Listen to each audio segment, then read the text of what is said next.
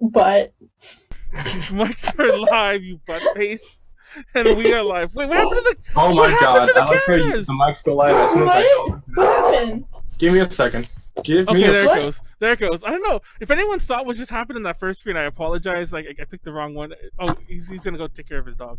It's Oh, okay. Friday the 13th, March 2019. I wish it was fucking March It was 2019. 2019. I was about to say, like, I go back in time and I'd warn everyone about what's coming in 2020. Oh my god. Kenny. I'd save the fucking world right now. But anyway, no, seriously, it's March 13th, 2020, Friday 13th. As usual, we do a Friday 13th podcast every Friday 13th. We skipped the one in December, and that was my own fault because I literally forgot, and like it just got away with me because of the holidays. So here we are. As always, I'm Manuel, leader of Radio Connections. Konaru still doesn't have a camera and won't let me buy her one, a la like a really creepy to catch predator scenario. So Yeah, gonna call Chris Hansen on you. I know. I put a bunch of random shit in her little corner right there, but there you go, Konaru. Why'd you put the not to see meme? It just popped up on the thing. Okay, anyways. Hi, my name is Konaru, also known as Naru.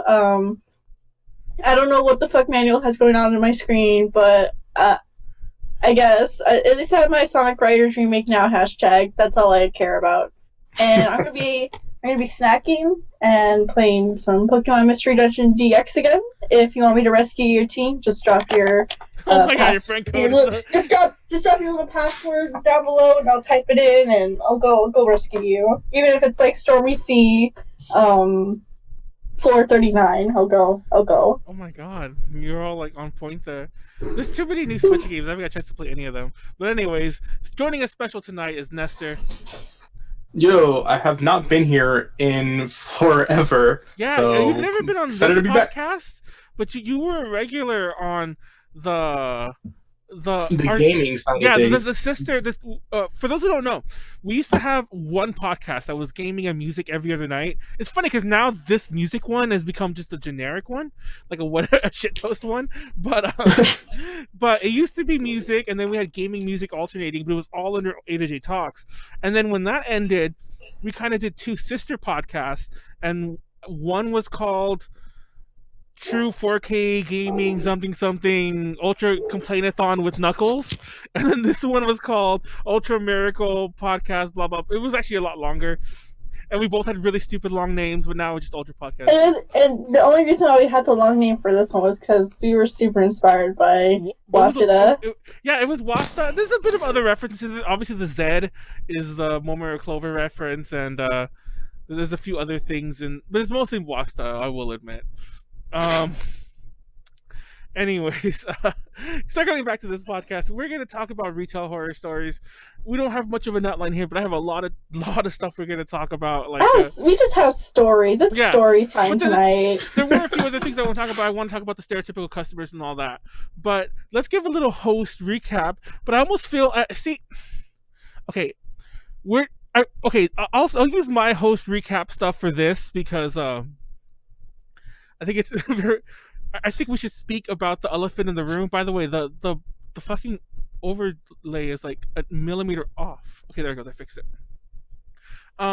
Speaking about the elephant in the room, we're all from the U.S. here. If anyone's watching from outside the U.S., by the way, and today, for those who don't know, the U.S. is like now in a state of emergency over the C virus. It's a national emergency. Well, to be correcting fair, your terminology.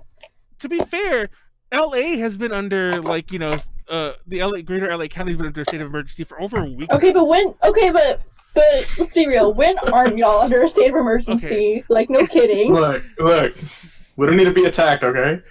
It's funny though because the reason I bring this up is because like I almost thought it would be like I don't want to say like we were gonna make it into a segment, but I almost felt like we were doing that for a while there, where every podcast we open with new things that were closed down. The thing is, it's like it's our reality now. It's like we have to worry about this. Well, the thing was, I was talking to Nestor about it before we started. This will be I'll wrap this up, so if anyone's like wondering why the fuck we're talking about like C virus stuff during all this, just don't worry. Wait, don't talk about it. Demonetization. Yeah, we call it C virus because we're trying to evade the YouTube police to like which demonetize. is dumb. in the first place. Yeah. Like, why are they policing our words like that? This is Making vital it information that can, like, It worked, probably by the save way. people. The last one had its monetization. Watch, YouTube's gonna hear this one and demonetize me. But they heard it. I mean, they heard it. They didn't hear it last time. We said C virus a lot. So anyway, C virus is what we call it. But no, it's funny because I was talking to Nestor about this. When we started talking about it, it was in the U.S., but most people didn't know about it. Like I was telling friends and family for the first time. Like they're like, "What?" But we were covering it because, like, oh, Disneyland Japan closed down. Oh, every million concerts in Japan have been canceled.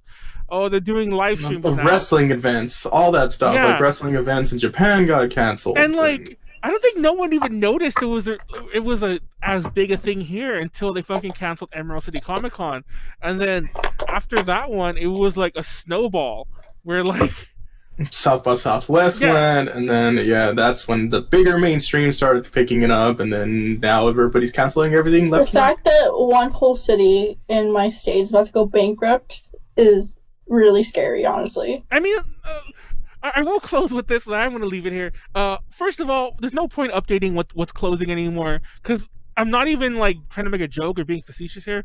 Everything is closed. Like theaters are limiting tickets to like $50, 50 people a room or whatever, and so on. So it's like everything is done. Like that's it. We're like you can't. There's I don't even happening. know what the heck. I don't even know what the heck's gonna go. I work at a retail store. Like, exactly. And I don't even know what the fuck's gonna happen like tomorrow when I go in. So I'm kind of like scared, like thinking like, are we just gonna proceed as normal? Are we gonna do something different? Are we gonna be limiting customers? Yeah. How are we gonna handle these customers? I don't know. I have like so much anxiety over like what's gonna happen at work. And then the other fact is they might be shutting like places down completely, and then I'm gonna be like out of a paycheck for a while.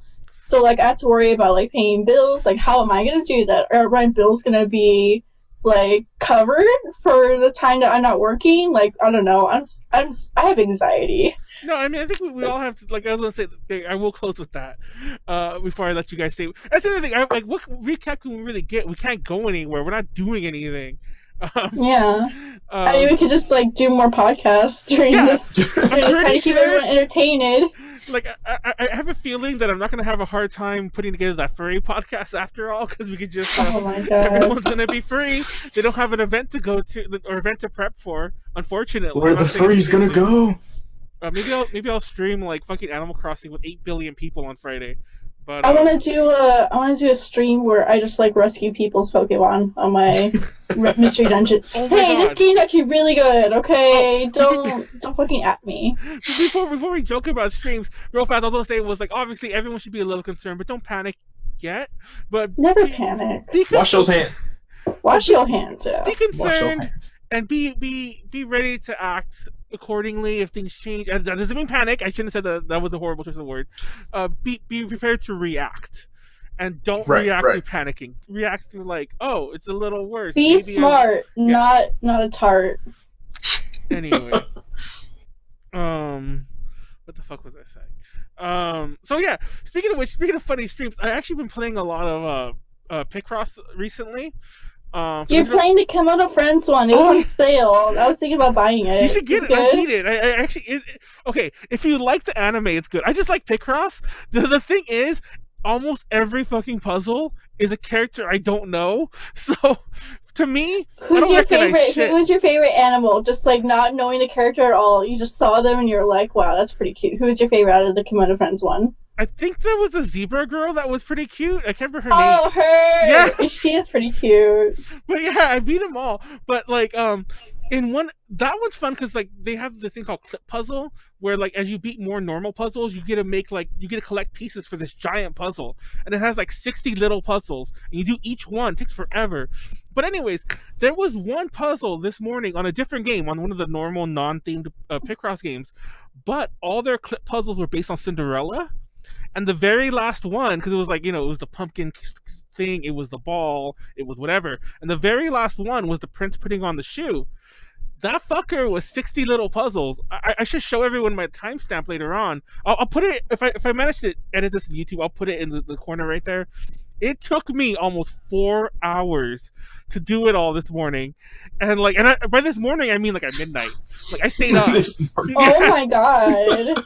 And part of me instead of wished, sleeping, you're just playing puzzles and just like.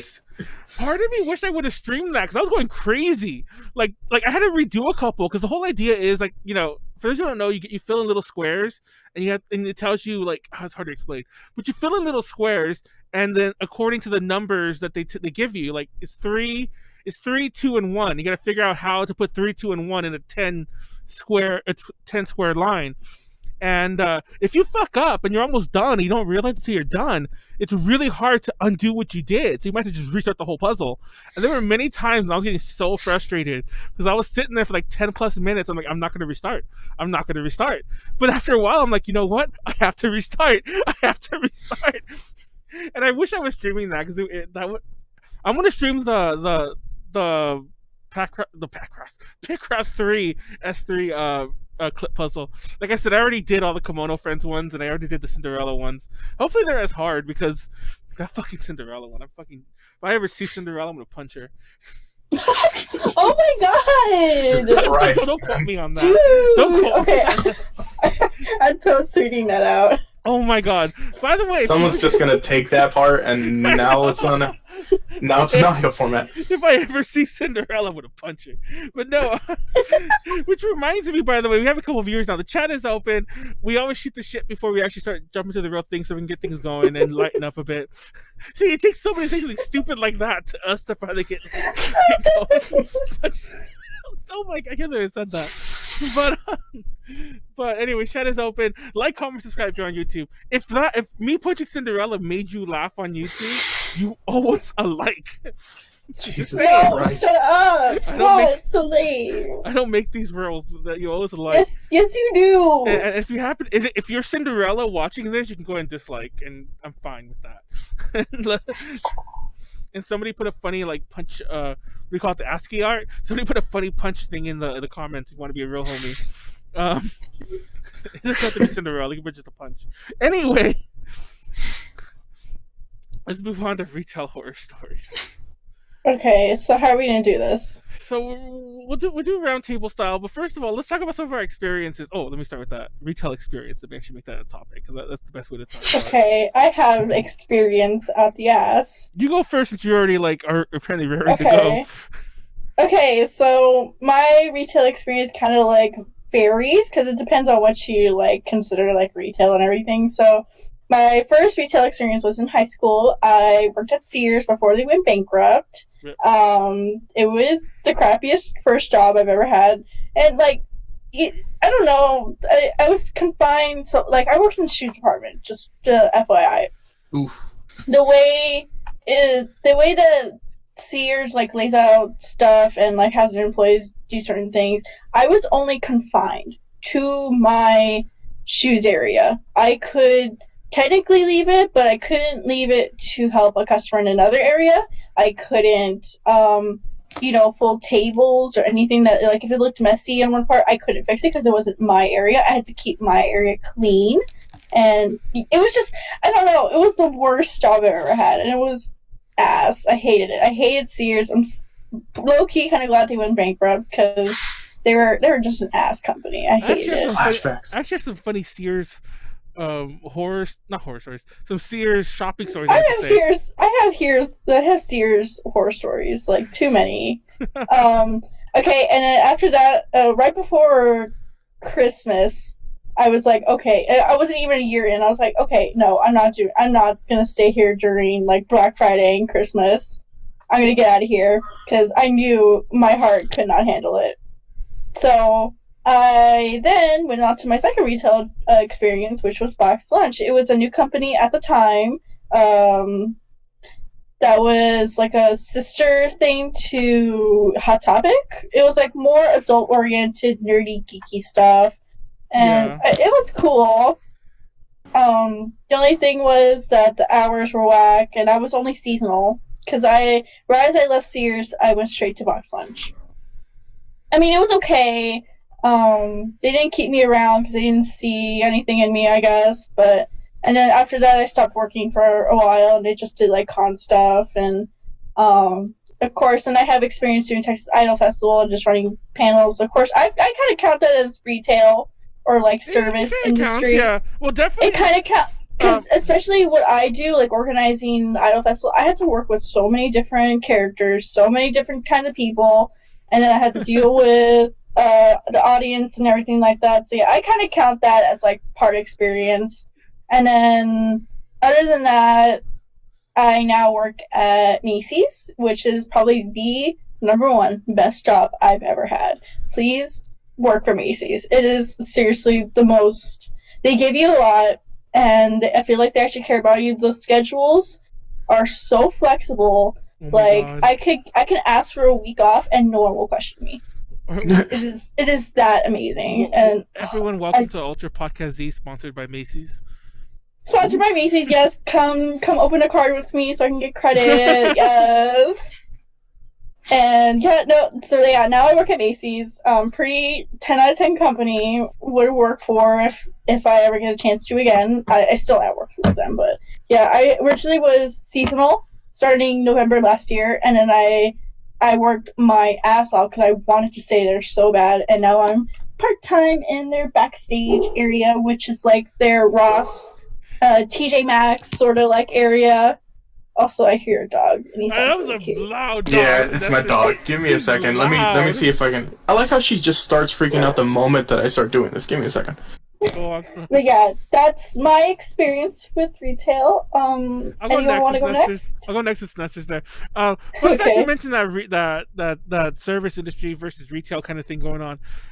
This is a really, for the record, my retail experience is actually very small because like a lot of it's predominantly dominated by Party City, which I've mentioned a million times. God damn it! I hate Party City because of you. But it's mainly it's dominated by that. But before that, I worked at a bookstore called Crown Books, and then before that, I worked really? Yeah. But the reason I mentioned the retail versus service industry is that when I tried to get the job at Crown Books, I was still really young. I was like 19. You were a baby? Yeah, I was 19 going on 20. You were a baby. Yeah, I wasn't like baby, but I was baby. And I went in to get the job. They were hiring. So I filled an application. I was talking to the manager person. Like, it wasn't an interview. I was just talking to them because I just turned in the app. They were like interviewing me on the spot, basically. I was talking to the manager, and she was all like, "Oh yeah, blah blah blah. I like you, blah blah blah. We should get you like in here, blah blah blah." And I'm like, "Oh yeah, it's great." And then she looked at the application. She's like, "Oh, you don't have any retail experience." It's like there was a box on this app that said, "Do you have any retail experience?" I'm like, "No." And she's like, "Oh, well, sorry." And I'm like, "Oh." And she's like, "Maybe you should get a job. You should get a job working at a fast food place." I'm like, "Well, I've worked at Subway for about a year now." Excuse me? Ew. Yeah. I hate people like that.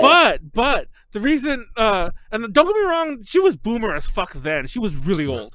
And I was like I said, I was like 19. But when she mentioned that whole thing about getting a fast food job, like I worked at a Subway for a year. She's like, "What do you mean you worked at a Subway for a year? That's retail experience." And she basically was like, "Don't tell anyone you don't work retail if you work at a fast food place or whatever." But yeah, that was very peak boomer of her. And mind you, that wasn't my only job. I just hadn't worked retail. I think I've mentioned before. I've done like other like gigs like within the film industry. I've done like shut up. Anyways, I've done work within the film industry, and I shut up. And I'm sorry, you could have kept it in. And then I also worked at a rec center for a while, but those are pretty much all. Beyond that, and there's a few other little things in between, but that's pretty much all my retail experience. And it's like I said, it's mainly Party City because that Crown Book's only there for about a year, then it closed down. Now it's a Bevmo. I wish I worked at that fucking Bevmo, but the location. Well, to be fair, that bookstore was huge. When it closed down, they broke it up into 3 stores, and one of them is the Bevmo, but it's the biggest one. So like a good half of the store became a Bevmo. Which just gives you an imagination how big the store was. If it's a big Bevmo, and that was only half of the bookstore I used to work at. But anyway, circling around, what's your retail experience, Nestor? Just mainly I've only worked. I mean, the moment that I got hired, it's like I work for Gamestop, very polarizing company, which everybody likes to hate on and shit on for The lols. Literally no reason. Yeah, For no I'll be reason real, whatsoever. I'll be real. Like I mentioned this in the chat, just to get this out of the way early on. I mentioned this in the A to J chat at one point. Don't get me wrong, I like to do it too, but I also like to clown on Party City. I hate Party City so much. The thing is as far as I'm concerned, GameStop is no better or worse than any other store. When people complain about the whole, oh, I walked into GameStop and they asked me 5 things before I checked out. I'm like, bitch, have you been to a retail store at all lately? Because when I was at Party City, we'd have to ask for their email. We'd have to ask if they wanted to sign up for like bullshit. We had the same shit. And when we did it, and we had quotas. We had mad quotas. And like they would tell us in the morning, like we would have to we do our morning conference calls. They would like have us quote numbers. How many emails you get yesterday? How many people did you sign up to the service? And I'm like, it's the same bullshit. That's literally me at Macy's. Like, how many credits did you get yesterday? How many bronze rewards did you sign up? I sign up like 10 a day because I am a star. The point is, like that's retail. That's the retail world we live in. Because it's GameStop, and that's what it's well known for. I'm just like, oh, you're gonna constantly be asked. No, don't get me wrong. I hate it. I loathe it. I wish that the boomers at the top of every company would understand that people don't want to be like. But I guess it works because they get the information. See, but here's the thing, though. There's like 5 who just do it. Because we still live in a boomer-dominating society. The boomers are taking advantage of each other, and they're at least for like in Macy's. In my point of view, at Macy's, like. Whenever I sign someone up for a card, it's a boomer. Like 90% of the time, it's a boomer. And then like if I sign someone up for like a bronze awards, this is like our free loyalty program. It's pretty much like 50-50 boomer and everyone else. Like everyone's like feels okay giving an email. Yeah, especially there's like rewards involved. Like they like that shit. The thing with ours, like our membership changed, so like yeah, it's still $15 to sign up for, but you get $5 coupons every month just for having it. So like I mean, you get free money just for doing it. Because I want to pre-order Animal Crossing, and I just like I'll use his coupon. He's like, yeah, it works. Yeah, no, but that's the only job I've ever had, and like I'm assistant manager now, so I mean. I must be doing something right. Signing up those people. Assistant manager at a GameStop. Give me that. Make sure I win that limited edition. No. Stop. No. No, I don't have any Switches. I don't have Animal Crossing Switches. I'm out. Stop calling. Molly wants on the podcast. Let me just add it real fast. We'll all tell a story. And hers might be really relevant because she just got a. Oh shit! Sorry, everyone can see all my like friends' names. Let me move to this screen real fast. Hold on. I just don't want like people to get like. I don't know how public people would want their usernames. I almost added. Oh shit! I forgot Molly's name was Macy. I said it. I'm a dumbass. I don't want everyone to know everyone's names, and I say it out loud. Marisue. No, but I almost added what's her face on accident. Oh wait, how do I... What's her face? Like we're gonna know. I know. What's her face? Max. So she's gonna be logging on? No, yeah, I almost added Max on accident. Your face is Max. Everyone watching live, don't worry. I haven't tell I added her. Oh, now it just popped up on the screen. Your thing. Okay, just give me delay. Like. Well, yeah, everyone, don't worry. We still keep talking. Okay. Hello. Hello. Hello. Hello. You can go ahead and just put your camera on if you want. Oh shit! I didn't mean to click on this yet. If you want, Molly, because I'm gonna have to redo the overlays anyway, and I'm already doing it. It doesn't matter if you don't. I will in a second. I'm currently walking through my apartment complex to pick up a package. Oh, nice. Oh, shit, what am I doing? Hold on. I was gonna make a joke there, by the way, and I just kept getting distracted. I never said it. Wait, I just want to make sure this podcast is still about retail work, right? Yeah. Yes, it is. Okay. Retail horror story. Yeah, it took us a long time to like really get into it because get there, yeah. The thing if you want, while Manuel is doing like the setup, you can talk about your experience in retail That's what we just. That's what we just did. Yeah. Okay.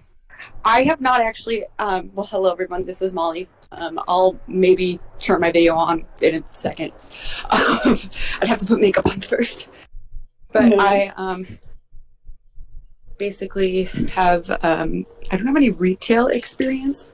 Oh yeah, we just went over that. We kind of consider like service industry as being comparable enough. Yeah, That does count. You're dealing with people. Yeah. Yeah, I don't have any retail experience, but I have worked at a restaurant for 5 years.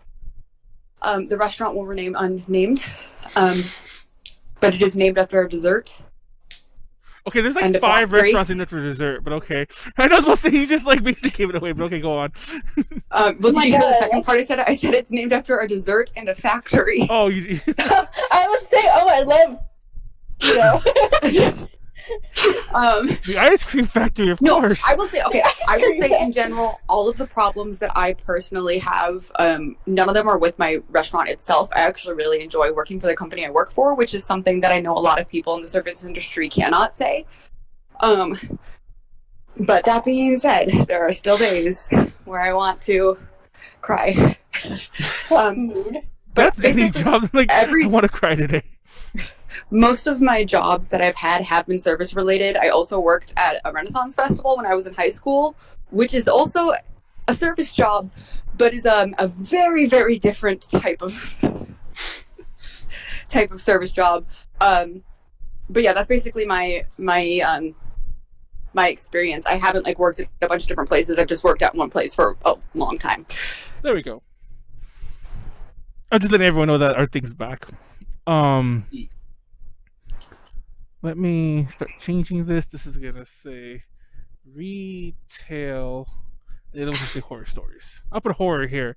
Retail horror. Speaking of retail horror stories, I was joking about it like to my friends and everything like that. I fucking went to a market earlier to get soda and to potentially maybe get alcohol too. But I went to look at the soda.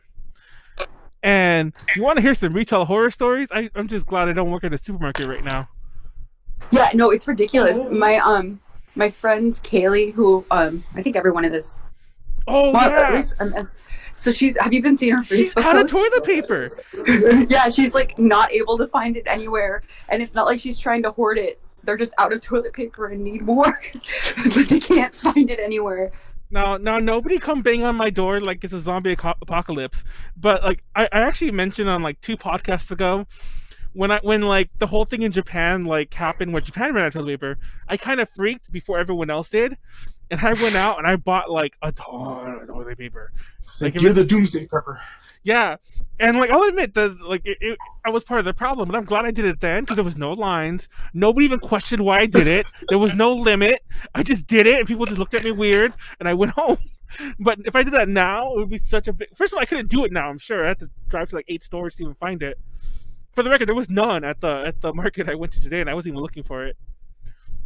But anyways, retail horror stories. Nestor, you work at Gamestop. I'm sure you have like 80 billion. Yeah, there's a lot. There's some that I can't say. I just saw the chat. Sorry. Yeah, anyways, there's some that I can't say. Some that I'm not at liberty to say. Oh yeah, you still work there. I'm not gonna lie. Like it's like fuck customers. No, it's not even that. It's not. To be fair, like 9 times out of 10, the customers are always fantastic. I mean, my management's fantastic. Everything's great. Like, to be fair, I just never see the issue. I mean, I can see the issues of why people badmouth it. But overall, I mean, it's a pretty positive experience. Besides, like, it was back when I originally started working there. I think this was mainly a couple months into the job. Which is pretty normal day. Just people coming in and out. Then the store gets empty. Then there's a little kid in the store, and when I say little kid, I mean a little kid still in diapers in the store. And we're just looking at each other and just like, whose kid is this? Oh my god, that happens all the time. Oh, Molly's gone. We're back. I was like, whose kid? Like we looked around, like we looked out, like we went out. This is back when I was still at the first location I was at. And I was like, where did this kid come from? Just nothing, just wandering around. We went out, we called security. Security was like, well, we'll get somebody there as quick as we can. And then all of a sudden we just start noticing a trail and we were just like, this child just soiled themselves No. in the store. No. And it wasn't like, anything. It was like really dry, like, Oh no. I don't know, it was like a full baby diaper that was overflowing. And it was just walking into around the store, and then the kid just walks out, and we just look at each other. We're like, what the hell just happened? So we start. No, I mean, obviously, since I was a freshly hired person, they're like, "Hey, here you go." Okay, no, go clean it up. Give me gloves, spray, like everything, like disinfectant, everything to start cleaning. And mind you, it wasn't a small area. It was like a good like third of the store. Luckily, it wasn't anything like staining or anything like that. So we just started cleaning up, starting, like, okay, I guess this is my job today. And the kid was still, again, hanging around outside the store, just like in the entrance. And then once it's completely done, I clean up everything, and I'm just like, oh god, like, put everything in a bag, everything. Just like, we're gonna throw this outside directly. We're not gonna leave this anything in the store. The mom comes, and she grabs the child. She's like, oh, I would have cleaned it if you would have just left it there. And I'm like, just leave it there for an hour. why was there your child in the first place in my store without any supervision? And then the mom leaves and then comes back, and it's just like, I would have cleaned it. And I was like, no, like, it's too late at this point. It's like, if you want to clean it, here, take this stuff and take this out. So I handed her the remaining, like, the bag where we put everything in, all the paper towels, everything that we cleaned everything up with. Just hand it to her and just go on your way. Just like, nothing, just go. Because this, just the thing I want to know is like, it wasn't like liquidy poop or anything like that. It was just straight, like, it was like kind of dry, fibrous, like, that kid had. Yeah. So it was just like, what in the world, just overflowing. Dude, this is, and it's just the weirdest, no pun intended, the weirdest shit I've ever seen. Okay. It's funny because before we started, I was thinking about the story earlier, and I was like, I don't want to tell that story, but I'm going to tell it since we'll have two shit stories. I opened up the book. Now this actually isn't a full retail horror story, but I mean, like, it's not a totally customer centric one. I'm trying to say it happened at a retail store.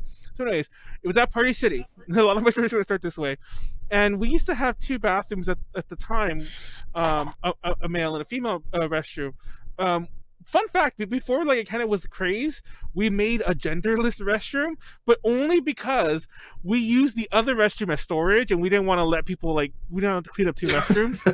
So it was more because of that than anything too progressive. But anyways, so where's Molly? I thought Molly was gonna come right back because I assumed she just left because she was entering her building. She's putting on makeup or whatever. Anyways, yeah, she's putting on makeup. So it was kind of my thing, mainly because, like, mind you, I've since developed one. I'm not a person that gets sick over disgusting things. Like, I've cleaned up really horrible things. Oh, there she is. She's back. There she is. I've cleaned up really disgusting. Oh, Molly came in at a good time. I cleaned up really disgusting things in my time, and so, anyways, whenever there was something terrible to clean, I usually do it myself, or they'd ask me to do it, or whatever the case would be, in the store. And it was one time when, like, the toilet was really backed up, and I went to go look in there, and I'm like, okay, that's not, I can clean it. Like, we need to call a plumber. And they called the plumber. And to this day, I don't know what the fuck the plumber did in there, but he's like, okay, I'm all done. And I go in there. And he's been in there, he hasn't been there that long, he's been there for maybe an hour. And I go into the bathroom that was previously, like, to the brim of, like, a used toilet. And when I go in there to the bathroom, the floor, it's not wet anymore. So it was kind of damp, but it wasn't wet. But there was shit everywhere on the floor. It looked as if he had, like, exploded. It looked as if, like, an elephant's ass exploded in the bathroom, because, like, I'm like, there wasn't that much crap in the fucking toilet. Did the plumber crap on the floor too and spread it around? Because it was everywhere. And not only that, but the toilet was no longer attached to the hole in the floor. It was just off to the side. It was that bad? Yes. And he's like, I'm done. What do you mean you're done? There's no toilet. Well, the toilet was there, but the toilet's like off to the side. He's like, reattach the toilet, please. He's not like, actually, you need to call so and so to do that. I'm just here to clean the fucking the thing, to unclog it. And I'm like, really? So, but I remember I saw that and I was like, I'm not cleaning this. I'm like, it's around 5 or whatever time it was. Like, I'm going home. So I left. And it's actually, the story kind of ends there, to be honest. Just want to talk about that crazy ass toilet. But it gets worse. So anyway, there's this coworker friend of mine. And he kept sending me pictures of it. He's like, have you seen the bathroom? I'm like, yeah, I saw the bathroom. Don't send me a picture. I never want to think of that again. But he kept sending me like more disgusting pictures. And he even went up to the hole, to the drainage hole, and it's like, oh my god, it's disgusting. And he's like, here's a picture. And I'm like, pictures you can smell. And and this asshole kept posting it on all my fucking on Facebook. He would go to all my recent posts, things I was commenting on, and he would put that fucking shit destroyed bathroom on all the posts. And I was so fucking mad at him. I ended up blocking him. How long ago was this? This was like, gosh, 6 years ago. Actually, no, it wasn't. It wasn't that long ago. You might have saw it. This wasn't that long ago. This was about 4 or 5 years ago. Like, definitely A to J was a thing. Because, like, back then, I would look for any excuse to leave work or, like, I'm like, wait, I keep forgetting that the Party City and A to J overlap for quite a bit. But yeah, they definitely did. And this was actually not that long before I left, because, like, that whole one bathroom thing, like I said, that happened during the one. The whole reason I mentioned the one bathroom thing is we had no bathroom at all for a while for anyone. Like, because our bathroom was the one. I mean, the other bathroom that potentially could have been used, we could have opened up, was full of shit. I mean, not shit. It was full of like shelves and like storage. But yeah, anyways, that's it. That's my. I have some bathroom horror stories. Oh my god! I think anyone who has to deal with the bathroom has a bathroom horror story. So, mine is not quite that bad, but just in general. So I started off at my restaurant as a hostess, and a lot of people don't realize this, and I'm not sure if this is true at a lot of other restaurants, but the hostesses are responsible for keeping the bathrooms clean at the restaurant that I work at. And I always just kind of assumed that, men would be, like, dirtier than women when it comes to bathrooms. I was wrong. I don't know what, as I said, mine is not really as bad as yours, and I don't necessarily have, like, a specific story, but just in general, women, why is it that when you pull for the toilet, you pull out, like, 30 of them and then just, like, leave them out on the floor? Or, like, we have a lot of people that will use, like, a water bottle as, like, a bidet where you can, like, fill it up and then squirt it, but then they just, like, leave the water bottles there. This happens. Nestor's face. No, you know what's funny? You know what's funny about that water bottle story? Is like, I don't know if that's always been a thing. I have never heard of that in my life until now, because of all the toilet paper bullshit. No pun intended. Mm-hmm. I have not heard of it until now. But now that I look back, that explains why I would see water bottles in the bathroom all the time. And I never really put, I didn't know to put 2 and 2 together. But now, like, all these things make sense. Go on. But also, like, I've seen literally, like, walked into the bathroom and there will be, like, blood smeared on the wall. And you're like, what the fuck happened in here? Yes. Like, I understand, it's the woman's bathroom, so it's probably not that anyone was hurt or anything, but, like, why is it ending up on the wall? Like, what is going on? I had one, there was one of the other hostesses was once in there, and someone literally, like, peed on her, while she was in the bathroom. Because ours wasn't, like, a single bathroom, like, the door didn't lock, it was, like, 4 stalls within a bathroom. And she, like, all of a sudden, like, felt warmth on her foot, and she's like, excuse me, ma'am, are you peeing on me? And the person's like, no. And she's like, yes, you are. No, have you ever seen those YouTube? I don't know if they're all on YouTube, but they're the prank videos where they it reminds me of that. But there was one where they did it to somebody, and he panicked and got up and slipped in it. And it just I've seen that. Yeah. I'm like, oh my god. But I've had that happen. I've had never like where I work, but I've been in a place where the bathroom, like, oh my god, there's a puddle forming under me, and it's coming from the stall next to me. Okay, well, it's never been quite that bad because I don't know. But we also have had times where I don't know how this happens, but the stall will get locked from the inside, and then like there won't be anyone in it. There's a ghost. And it's not like, you know, obviously, okay, like someone might crawl underneath the door. Our doors, like, there's not that much space. It's like less than a foot. But they literally, like, there have been times where I've had to like army crawl underneath the stall to get it back open because I was the only one that was willing to do it. They're just the things that have happened in that bathroom. I don't even want to know. There was one time that we've had people like come. Our bathroom is open to the public. You don't need to be a guest to use it, which means that sometimes we'll find like people showering in there, like homeless people. There was one time where the manager was like, okay, at the end of the night, hosts, you need to check the bathroom because there was a woman sleeping in there that the cleaning people found and it scared them. It's just like,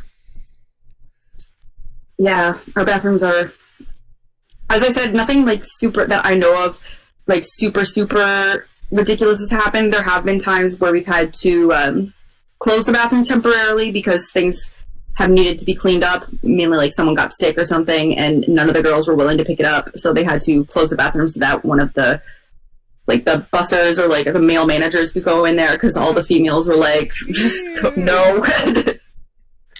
There have been times where I've literally been in the bathroom and someone has come in and like started being sick in the stall next to me. This has only happened once and I literally just was like nope, and I just like nope the fuck out of that bathroom. Oh my God. But I mean, I have a fear of throwing up, so that's for me. I know a lot of people would like not necessarily care as much about that, but I was just like, Were you not around at some of the parties that we had at ALA? Because like, fucking... no, but I heard of them. I remember you telling me about them, and I was like, I'm very glad I was not there. Morgan, or I shouldn't be naming her. You should watch out for a certain person. We've already named her, but we should watch out for a certain person I just accidentally named, who we both know. She is a vomiter. And let's just say that a couple times she didn't make it all the way to the toilet. That's my thing. Like, if you make it to the toilet, then I'm usually okay now. When I was younger, no, I would not have been okay. But now it's like, as long as it's contained and can be cleaned up. But if it like gets everywhere, then I'm like, it's everywhere. Well, thankfully she also comes in tow with the boyfriend who like cleans up after her. But still. Yeah. Well, I will say, along those lines though, we have had a couple times. There was this one time in the restaurant that we had this guy that came in, and I don't know if he was like drunk before he came in or what, but he ordered food, ate his food, and he only had one drink, and he just like vomited over the entire table. Oh my. But like for some reason we didn't make him leave, so he just stayed there and like finished his meal. Man, bodily fluids, man. Before we get back, before we turn this over to Konaru to hopefully not talk about, well, you can if you want to, but hopefully not to talk about disgusting stories. I want to close it off with two last ones. Many people have thrown up in Party City, but I remember my favorite story. I think I mentioned this in a past podcast. I don't remember what the reason was, but one time, one of my favorite ones was this kid, like. It wasn't quite a baby, like a small toddler.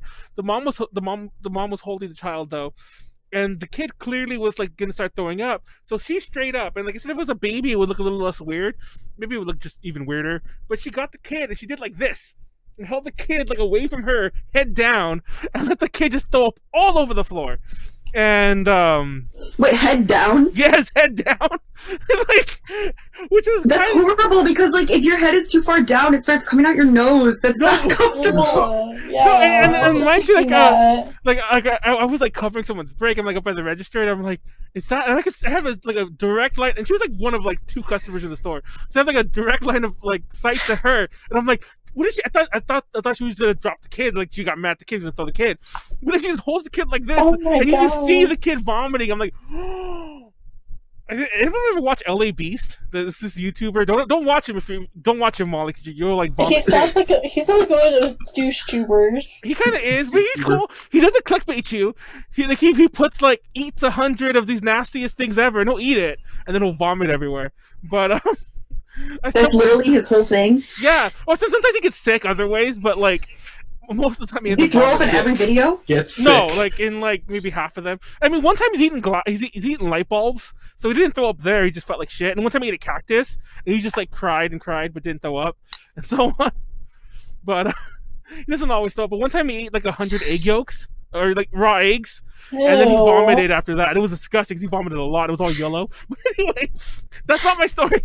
And then the other one. Why does he make these videos? Why do people enjoy watching this? I mean, like I don't enjoy watching I mean, it, but most like of them are probably kids. Yeah. The just girl soft watching it. factor.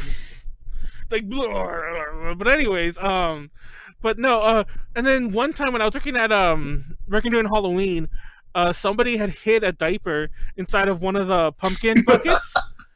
They had hid a diaper in there. And I didn't know what was crazier. The fact that, but mind you, if you've been in Party City during Halloween, there's always like long lines to get your costume. Because it's this weird, stupid system with to like call a number and blah blah blah. But there's a line to get to your costume, and presumably from where we found it, she was waiting in line and just didn't want to get out of the line. But I don't know what was crazier, that she dumped the diaper, or that she presumably changed her kid's diaper in the store in line, like And nobody noticed. and yeah, probably the customers around her were like, ew. But most people just won't say anything. Nobody said anything. They'll just judge her silently. What's more disgusting is I'm 90% sure because like they found it, they told everyone, and I was there. It's like, oh, ugh. But I'm 90% sure the Halloween employee we made throw it away, just threw it away and put the bucket back out on the shelf so somebody bought it and put candy in it. But yeah, just letting you know, just getting everyone sick there. But somebody who bought a bucket, I'm sure, like had a diaper in it at some point. But Konaru, take it away. Pre-filled with chocolate. Oh, Okay. Oh, don't say that. Okay, so my stories come from like a place where a lot of verbal abuse happened, like a lot, to the point where, okay, I guess I'm gonna start with the Sears one, because this is one where I just basically hid in the back and cried for like 30 minutes. So it was like, I think it was like one of those like busy holiday sale type of things. I'm not too sure what was going on that week, but we had like a lot of people in my department, and I was the only one there. Out of the whole department, it was just me, which nowadays is pretty normal for me, because I've emotionally matured, so I can handle it nowadays. But anyways, back then I was just like a high schooler, mind you, and I was just doing my thing, helping people as much as I could. Like most people were like understanding that I'm the only person there. I'm trying to get everyone in an orderly fashion as soon as I can. Like getting shoes out from the back and bringing it to them if we have them in their size. And then this one lady, like she had her kid with her, and like I think it was like her mom and the grandma had a kid, and she was just, I don't know what the fuck she was on, but she was just like being very, very demanding, and like just getting really sick and tired of me just being the only one in the department, and to take everyone's requests one at a time. And eventually she's like, "Ma'am, I need your help right now. It's ridiculous that we have to wait our turn," basically. I'm like, okay, well, okay, so I tried to help her as best as I could, and then she's like, "Oh my god, look at this," and then she just starts like cussing me out and calling me a bitch and everything. Like, I guess I don't know what the fuck she was on, and I was like, "Ma'am, I'm sorry, I'm really, kind of trying, I'm the only one here. If you want, I can have someone else help you, like maybe a manager." She's like, "No, I want you to help me, because you need to learn and everything. Like, bitch, you need to," she's like more cussing and everything. It's a very blurry story, honestly. It happened like a long, long time ago. Well, but anyways. I mean, go on, but I was going to say, like, that's like, I have so many variants on that story. I think we all do to some degree, but keep going. Keep going. And then eventually, when I come out, after I come out from the back and get her shoe, I didn't have the size that she wanted. I'm like, "Ma'am, I'm sorry. I can order your shoe for you and maybe see if like another location has it, but we don't have it here." And she's like, "You didn't even look. I bet you didn't even look. I can go back there right now and look, and I'll probably find it there. You just didn't look. You're lazy." and like all that, and just started going off at me. I'm like, ma'am, I can look again if you want me to, but like I said, it's not there. We have it organized a certain way where I can find it easily. I can look at my system again if you like. And she's like, no, I want you to go back there and look, because I know it's there. I know the store. I know it's there. And like, So then I go back there, and I just start having a massive panic attack, and I just stayed back there for like a solid 2-3 minutes, just trying to calm myself down. And looking for the shoe, because like I don't want to make it look like I wasn't looking for it. Because like I had really bad. And looking for the shoe. I had really bad anxiety. I just I had a feeling like she was just watching me. Like it was really she really walked bad. back there with you to look. No, I just felt like she was watching me somehow, some way. Like I had bad anxiety when I was in high school. I still have bad anxiety now. It wasn't as bad as it was when I was in high school.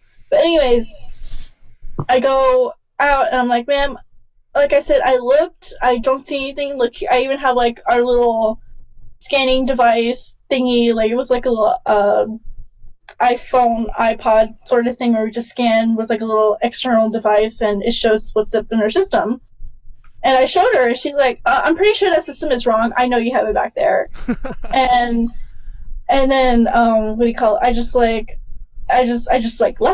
I just went to the back and I just started crying because I was like, oh my god, she's cussing me out again, and she's calling me a bitch, and I don't know what I'm doing, and I'm the worst person she's ever seen. And then like for a solid 5 minutes I stayed back there crying, just like I didn't know what to do. I didn't want to get in trouble with my boss because it was like certain unreasonable reasons I had in my head. So then, like, eventually I just worked up the courage. The back stock room happened to be connected to the office, like the main executive offices for the Sears.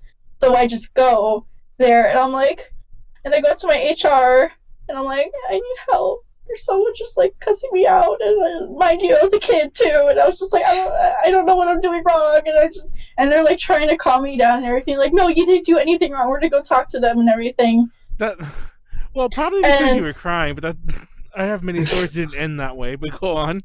No, they were actually really nice to me about it. Like, honestly, Sears was pretty chill, like, the employees were, but it was just, like, the customers were the worst people. Like, the people who shop at Sears are the worst people ever. I would have punched somebody.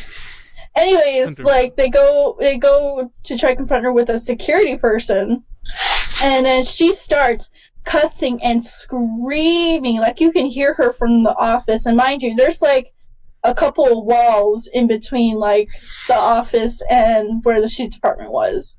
You could hear her. It was that bad, and people were just, like, looking and, like, being like, what the fuck is this lady on?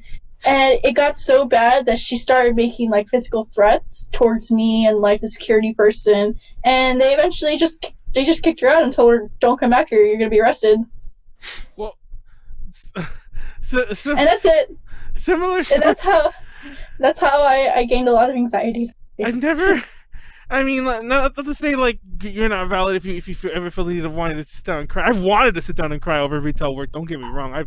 There was a point, nothing to pinpoint, but it was so stressful at Party City at one point. Like, this was before A to J, though. Because by the time A to J was happening, I already, like, kind of checked out as far as, like, really caring about my job was concerned, even though I was there for years afterwards.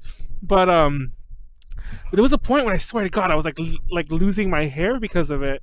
Like I was like, I have a bald spot. I'm like, am I just going bald?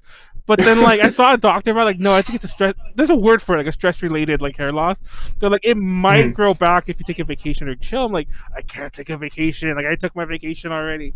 But then I just stopped caring and then my hair grew back. But I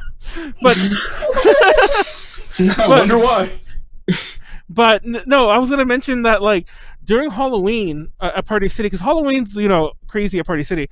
The amount of times like a temp employee who was poorly trained, and that's just the way it is. They're poorly trained. A lot of them are like in high school or very young. So like the amount of the ones who were just like, all the customers are terrible at that time of year. Let me rephrase that. The amount of terrible customers goes up percentage-wise big time. So the amount of random employees we catch like crying in the back was like astronomical. and depending on who was working with them, they might or might not care. Like every so often, we'd have like even other Halloween employees who'd be like, "Get the fuck out there! We still need you out there. We're short staffed. Like stop crying, stop crying." Then every so often it'd be like, "It's fine." Then every so often we'd have that asshole manager and be all like, "This counts as your break." Like things like that. I laugh, but it's like it's so fucked up, and I mean it probably does it, but I feel like that violates some sort of like rule somewhere. But I don't know. Can I tell my crying at work stories? Yeah, I think you've actually like I don't think you've ever told me why you've done it, but I think you've mentioned like just in passing to me here and there. You're like, I cried at work today, and I'm like, oh, like you've legit done that. I cried at work today. Yeah. Well, a lot of the reasons. I don't cry very often at don't work. get me wrong, I'm not say saying you do this every night, but yeah. Yeah, like I will say that the restaurant that I work at is extremely high volume and very busy, and we have a huge menu, and it's just very stressful, and people cry or tear up fairly frequently. And there will be nights where like multiple people will just break down. But I don't necessarily cry very often at work, but the times when I have cried the most, when I first found out that my mom had cancer, I would cry at work a lot. That's not really the horror story though. That's kind of like, to be expected. But there was one period of time, it was in 2000, it was, let me see, it was like the end of 2016 to the beginning of 2017. So I had just become a food runner, so I was like bringing food out to people. I wasn't just hosting anymore. It's kind of like the step right before a food runner is like right below a server. They're the people that like bring the food out to you and like help out with the lines and stuff. For those that don't know, and basically, I was going through a medication change at the time, and although that really sucked at the time, it was kind of comedic because my emotions were so like out of whack because of it that I like literally would just start crying for like the stupidest reasons. Like there was one person that they flagged me down and said they really didn't like their food. They're like, this is basically dog food. And I was like, oh, I'm so sorry. And I went back to the line and I went up to the executive kitchen manager was there, and I told him, I was like, oh, hey, like this guy didn't like his food. He said it was like dog food. And then as soon as I said that, I just started bawling. I just like, it all just like came out. I was like inconsolable, like just like I was crying so hard, and he's like, are you okay? And I literally just looked at him and I was like, I don't know why I'm crying. Like, it was... Oh my God. And there were like multiple times, I think it was like that like couple week period where I would just like start crying, and one of my friends would pull me aside and be like, Molly, you'll be fine, like it's okay. And I would just be like, it was a very difficult time. There was also a time that I started crying. I didn't really start crying, but I started tearing up because a guy his bill was I think like $47 or something like that, whatever. He gives me cash, and I say, okay, I'll be right back for change. And when I went to, like, go grab change, I realized he had only given me $40. So I went back out. Was he gone? And I was like, no, I went back. No, okay. No, that would have made me cry. I mean, that is really sucky. It does happen. Don't walk out on your server. Like, that's illegal for the record, but go on. It's illegal, yeah, you get arrested. And also, like, my restaurant doesn't do this, but some restaurants make their servers pay for it, which is also illegal. They're not supposed to, but sometimes they will. My restaurant doesn't. You get written up, but like... But why is it... Why? There are some restaurants where, like, if someone walks out on their bill, they make you as a server pay for it. Because I guess it's supposed to be your responsibility to keep an eye on them or something. Yeah. And that's also with, like, the write-ups, it really depends on the situation. If you just, like, weren't paying attention, then they'll write you up. But if it was, like, I had to walk out once where someone had money in their hand. I dropped off the check, went to go grab something else, came back, they were gone. There was nothing in the checkbook. Oh, shit. So I told them that. I was like, I had every reason to believe that they were going to pay. They literally had money in their hand as I gave them the check. But anyways, the point was that I went to the guy and was like, hey, you only gave me 2 20s. Your bill is actually 47. He's like, I gave you 3 20s. I know, I counted. So then I was like, oh, I'm so sorry. I, like, checked all my pockets. I went over to where I had, like, take the money out. I was kind of freaking out, so I was like, did I like lose his $20. A manager had to get involved, and the guy was like basically accusing me of stealing $20 from him. And it was like, I didn't get in trouble or anything. They ended up just kind of comping making his bill like $40 so that he could just leave. But it was very stressful because I literally, it got to the point where I was almost being like, he was almost like gaslighting me or something, because I started thinking like, did he give me more money? Like, did I take it and put it in like, I was just like having this I was so we basically came to the conclusion that the guy had miscounted, because like I looked through all my stuff, there was not another 20 there. I would never steal money from a guest. Like, that is just a horrible thing to do anyways. Also, why would I risk my job and going to jail over $20? $20, yeah. Like, but it was just that was a very stressful moment, because I was just like, it just sucked, because I was just like freaking out. I thought I'd like, I didn't know what had happened. It really made me feel like, I think just in general, the best advice I can give to people, if you want to like treat service people correctly, is just like understand that not everything that happens is their fault. And also, that's very unrealistic. In all honesty, I will tell you, at least when it comes to being a server, the best way to get good service is to be kind. Just be nice to your server and you will get good service. Well, maybe not always. Not always. Some people are just actually bad at serving, but like for the most part, like, if you're mean, the server's not going to want to come back over to your table. Like, so just be nice to people, and you'll get better service. I promise.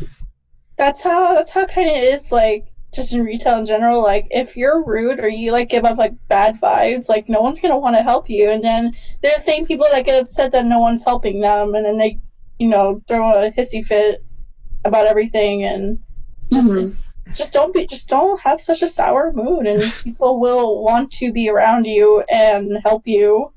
And also, like, understand that the person that is helping you, the person that is actually dealing with the guests or customers, is usually like the lowest of the totem pole. Like, we have no power. Like, it's not my fault that it cost this much. It's not that my fault that we're out of something. It's not my fault that your food is taking a long time. Like, it's not my fault.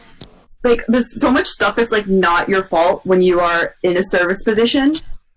And like, I will admit that like I have had times where I've gotten frustrated with service people, but I always make sure to at least let them know, I know this is not your fault. Like, I am not frustrated with you. Like, because I know, like, for me, that can be something that's very, it's a really stressful job. Like, there's a reason that they say working in service, at least specifically being a server at a restaurant, is as stressful. It causes just as much stress hormones as being a surgeon. Like, that sounds like, right. But that's like ridiculous. It shouldn't be that way. But the reason it is that way is because people are, and it's not necessarily the company or like the employers, but like the customers are unreasonable. Yeah, they're being like, so they're expecting, they act like it's life or death, and it's like, this is not life or death. People be shitty, man. If you are at the point where if you don't get food right now you're going to die, then don't go to a restaurant. Like, working at the front desk, I will say, actually, people are a lot nicer to servers than they are to hosts. And also, the amount of, like, things people will say, like, everyone's always like, well, we have children, so we need to be sat first. And it's like, okay, well, like, everyone on the list right now has children. That's not my fault you couldn't keep your legs closed. That's what I'm saying, like... Bitch, exactly. Like, I literally had someone that came in and was like, oh, someone in my group has cancer and needs to go to the hospital, so can we get sat sooner? And I was like, go to the hospital! What? Here? Hospital. That was, like, I'm not even kidding, that actually was said to me, and I was like, no, you should, like, not be here.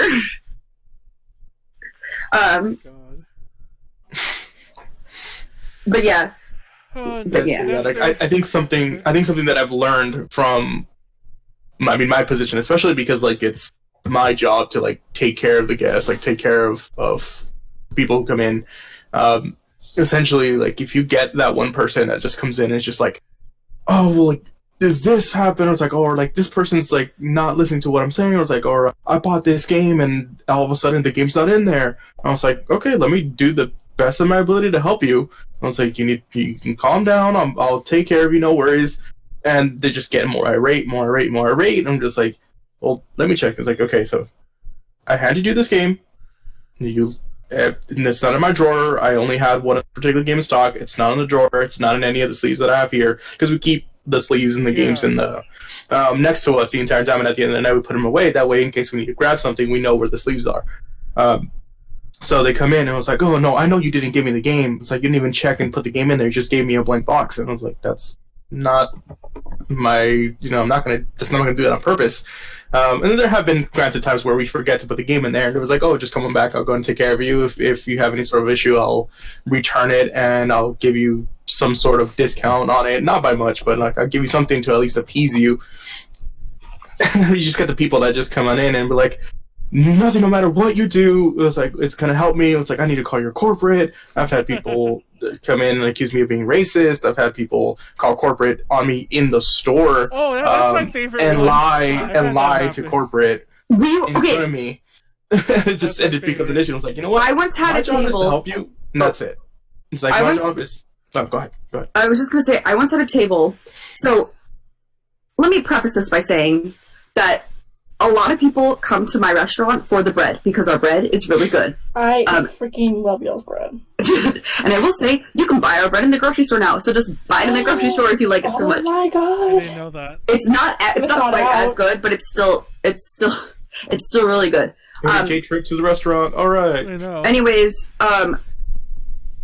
but because people want so many baskets of the bread, we run out every 10 minutes, and it takes like another 10 minutes to make more bread because for some reason they're just not like constantly making bread even though they should be.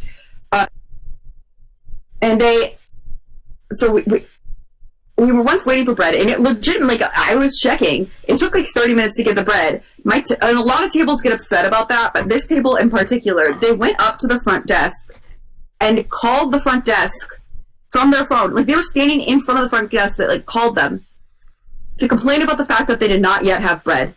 What? And this is not the first time. People will call our restaurant. Like, they'll literally call the restaurant and complain about, like, something that's happening at their table. And it's like, I'm right here. Like, No, and that table actually tried to walk out as well, but I literally, like, I ran and, like, with my body stopped the elevator. And I was like, are you going to pay? And he was like, yeah. And I was like, then you go back to your table. And eventually what happened with that table is one of the managers ended up just transferring the table to himself, and he just dealt with it because they were, like, being ridiculous. But it really was, like, they were mad that their food was taking so long, and, like, their food took, like, 30 minutes, which is kind of long, but isn't, like, unheard of, you know? Like, yeah. But yeah, so just keep in mind also, if something is free at a restaurant, okay, like, we give our bread to people for free. If you are getting something for free, you cannot be that mad when when it's taking a while, especially because we're focusing on making sure that, like, the other stuff is being made, the stuff that you're actually paying for, you know? It's funny because I was going to circle back to Nestor, but real fast before I do that, I just realized that one of my personal pet peeves when I go to this nameless dessert restaurant and I get the free bread is when they're clearly out of certain types of the bread. So, and my least favorite is like the honey oat one, which I think is like a lot of people's favorite for some reason. But that's the one that everyone wants. Yes, yeah, so it's fun fact. That's my least favorite, but mainly because it's sweet. I'm not a sweet savory type person. So you only want the sourdough? Isn't there 3? Or is it just sourdough on that? There's just 2. Oh, really? I didn't know that. Okay. Anyway, for the record, I actually like the way that the wheat breads taste, but I can't stand, like, the honey part on top. So, anyways, there have been times when they'll give us just that. And I'm like, where the fuck is the sourdough? And I'll just be really upset until, like, it shows up. And I'll ask for bread. And then eventually they'll show up with the bread. I'm like, can we get more bread? And they'll bring more of that. And I'm like, I don't want. And I'm like, can I say that because it's free? I'm like, take that back. You can say, like, you can ask for a specific kind of bread. You can say that you only want sourdough. Like, that's fine. I actually just don't be mad at us if, like, you keep showing up with them. Well, I've got the more than once, like, cause I never go there with a small party. It's always when I'm with a huge family group, and they always bring like 30, like, pieces of bread because there's always like 30 of us, and so they'll bring like baskets of like 4 each or whatever the heck they bring it in. And one time, no joke, recently, it was all honey oat, and I was so upset. I was like, you gotta be fucking kidding me. See, the best thing is we just call it the brown bread or the wheat bread. Yeah. Like, but on the line, if we're out, we're like, hey, we need more brown bread. Well, yeah, because the only reason I know it's honey oat, or I call it honey oat, it probably isn't for all I know, is because it's very similar to the honey oat that you get at Subway, and I was at Subway forever. But yeah, it's but so many people will call it either chocolate bread because it's kind of sweet. It is not chocolate. There's no chocolate in it. Or people will call it pumpernickel. And I'm like, pumpernickel? They never had that? No, pumpernickel's like a thing. It's not really like just bread. Pumpernickel is actually a type of bread. It's very dense and tastes absolutely nothing like what our bread tastes like. It's a whole thing. It's like calling, like, sourdough's like bread. I mean, well, I guess pumpernickel is bread as well, but it's like, one doesn't just confuse pumpernickel with any sort of like casually eaten bread with butter. But no, I was going to say back to Nestor. Have you had to deal with? Oh, it's fun fact. Actually, this actually was going to say that story reminded me of something that I think I might have mentioned in passing to you in the past over the years. I don't know if not, but one time I used to go to GameStop a lot when I was younger because that's all you would get games for the record. But this is how old it was. I was buying PS1 games. Now, mind you, I think this was late in its life. I'm sure the PS2 was already out, but I was buying PS1 games at the store, and I was buying Medieval 1 and 2. For those who don't know, you know what Medieval is, right? For those who don't know, Medieval's this game where you play as a skeleton, this really cute skeleton who it's like an action RPG type game, like kind of like a pseudo 3D Zelda-ish, more action than the RPG, but you're a skeleton.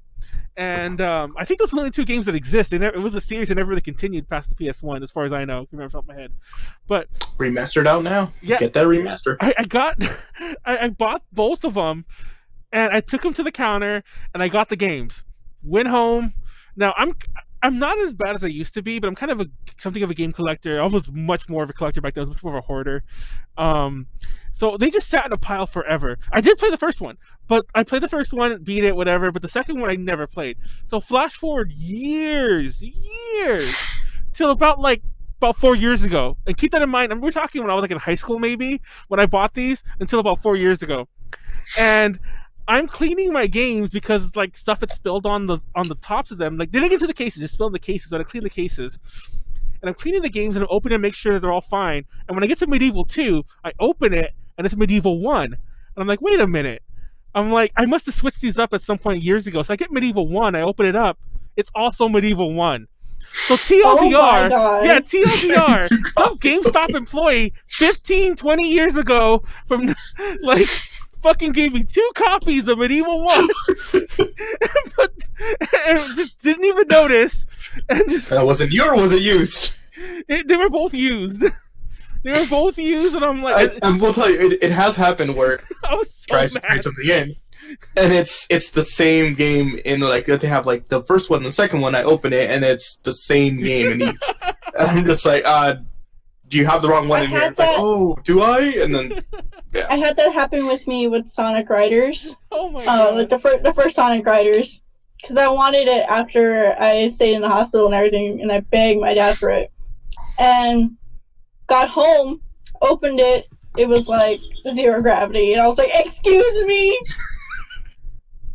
See, when it comes to stuff like that, like, if, somebody gets the wrong copy of the game, it's like, again, being in the position that I'm at, I was like, I'll help you out as much as I can. Like, I'll double check. I was like, okay, did they give me the wrong copy of it? Come back here. If I have the right copy for it, I'll just swap it out and get you squared away. If, let's say, somebody did trade it in accidentally and somebody was careless enough to take it in as the wrong game, it's like, I'll either figure out where I can get you another copy, or I can just order it to get sent to my store, and then I can have you come pick it up when it's here. So just order me a Medieval 2. We still carry PS2 I know, it's funny. games. It's funny. I was thinking about that too, and I'm like, do I still have that receipt? I'm like, I think I do, but maybe Nestor can help me find the receipt. And it's from that far back. I mean, obviously, I can't help you at that point. I mean, I couldn't find the receipt anyway, but I was legit. I was legit. If I found the receipt, I was going to ask you. I'm joking about that, but I was legit going to email GameStop and like scan the receipt and explain the whole story to them. I'm like, can I get it and see what happens? Holy crap! I am not ordering this for you. It's $45. To be fair, I was gonna say, like, I'm sure it's gone up in price, but to be fair, when I bought it, it wasn't a cheap game. Like, I think I definitely paid more than $20 for it. The first game was cheap. The first game was like $10, $15 used back then, but the second one was even back then considered relatively rare. So it was like $30 I paid for it. So that's the other thing. It was like a $30 game. And I fucking never got it. And I didn't know until recently. Now, to be fair, I could have been oblivious for my entire life and just never... Because I'm never going to play Medieval 2. So it's still sitting there with Medieval 1 in it. I'm never going to play it. Christ. And like, there's so many games I'm never going to play, and that's definitely one of them. So there's no point even. But I'll order one from Amazon and I'll switch the games and send it back. Jesus Christ! No, I'm kidding. I'm no joke. I'm gonna keep no, hell no. Just do that. Amazon's terrible sometimes. I would do that, but I don't. Why do that? I'm not gonna play it. I have the case. I think like one of the worst things that's ever happened to me was somebody brings in that happened to be specifically guest bought 2 brand new games. Actually, no, they weren't even brand new. They were pre-owned games, but they were high value pre-owned games, like games that had just recently come out. Then like it's during holidays, so we have a ton of people in the store. A bunch of people just already like not wanting to be there, angry, just like in general shitty ass moods. Yeah. I had this couple come in. They bought 3 games of like relatively brand new games at the time. So they leave, come back within, I want to say, 40 minutes of them buying it. And mind you, they waited in line, everything, and like since it was like super busy, they're just like, hey, it's like we've just made a mistake. It's like we don't want these, so they returned them. Me being freshly appointed to SGA, which is a senior game advisor at that time, just handling everything by myself because it was at a time where it was like. People were on break. It was only me handling in line. It was people. I didn't really check, so like I opened them and just was like, okay, they're here, but I didn't actually look at the disc, and it was just blank CDs with the picture of the games printed on top of them. Oh my god! And they returned all 3 of them, and it was over $100 and something worth of stuff. And I just returned it, and I didn't know any better. I didn't do it until like later on at night, and I was like, somebody swapped these discs out. And luckily, like we knew who, like they were not regulars, but people that would like fairly frequent the store. So we had their account information, and we were just like, hey, like you need to bring us back these games, or we're gonna get the police involved. So they sure enough they did. But it was just like to even attempt that, and to borderline pretty much get away with it if I would have remembered. It was just like this would have been almost a $200 hit that I took. Dude, I don't know why. I don't know why Party City accepts checks. I guess a lot of stores do, but I mean, who? We still accept checks at Macy's. Oh my god, do you guys accept checks at Cheesecake Factory? I'm sure you guys don't. Do you? No, we accept traveler's checks. Okay. Nameless restaurant. Well, traveler's checks are technically already. Oh, I did say cheese. Damn it! I said it out loud. Anyway, I think we can also accept cashier checks. Yeah, but not personal checks. Yeah, to be fair, those are already like prepaid. The whole idea is you're not carrying real cash on you, I guess. You could technically give them cash back for those. Anyways, but we almost every check at Party City, and the second you would always tell, because like the customers who were doing something shady would never fill up a cart of random shit.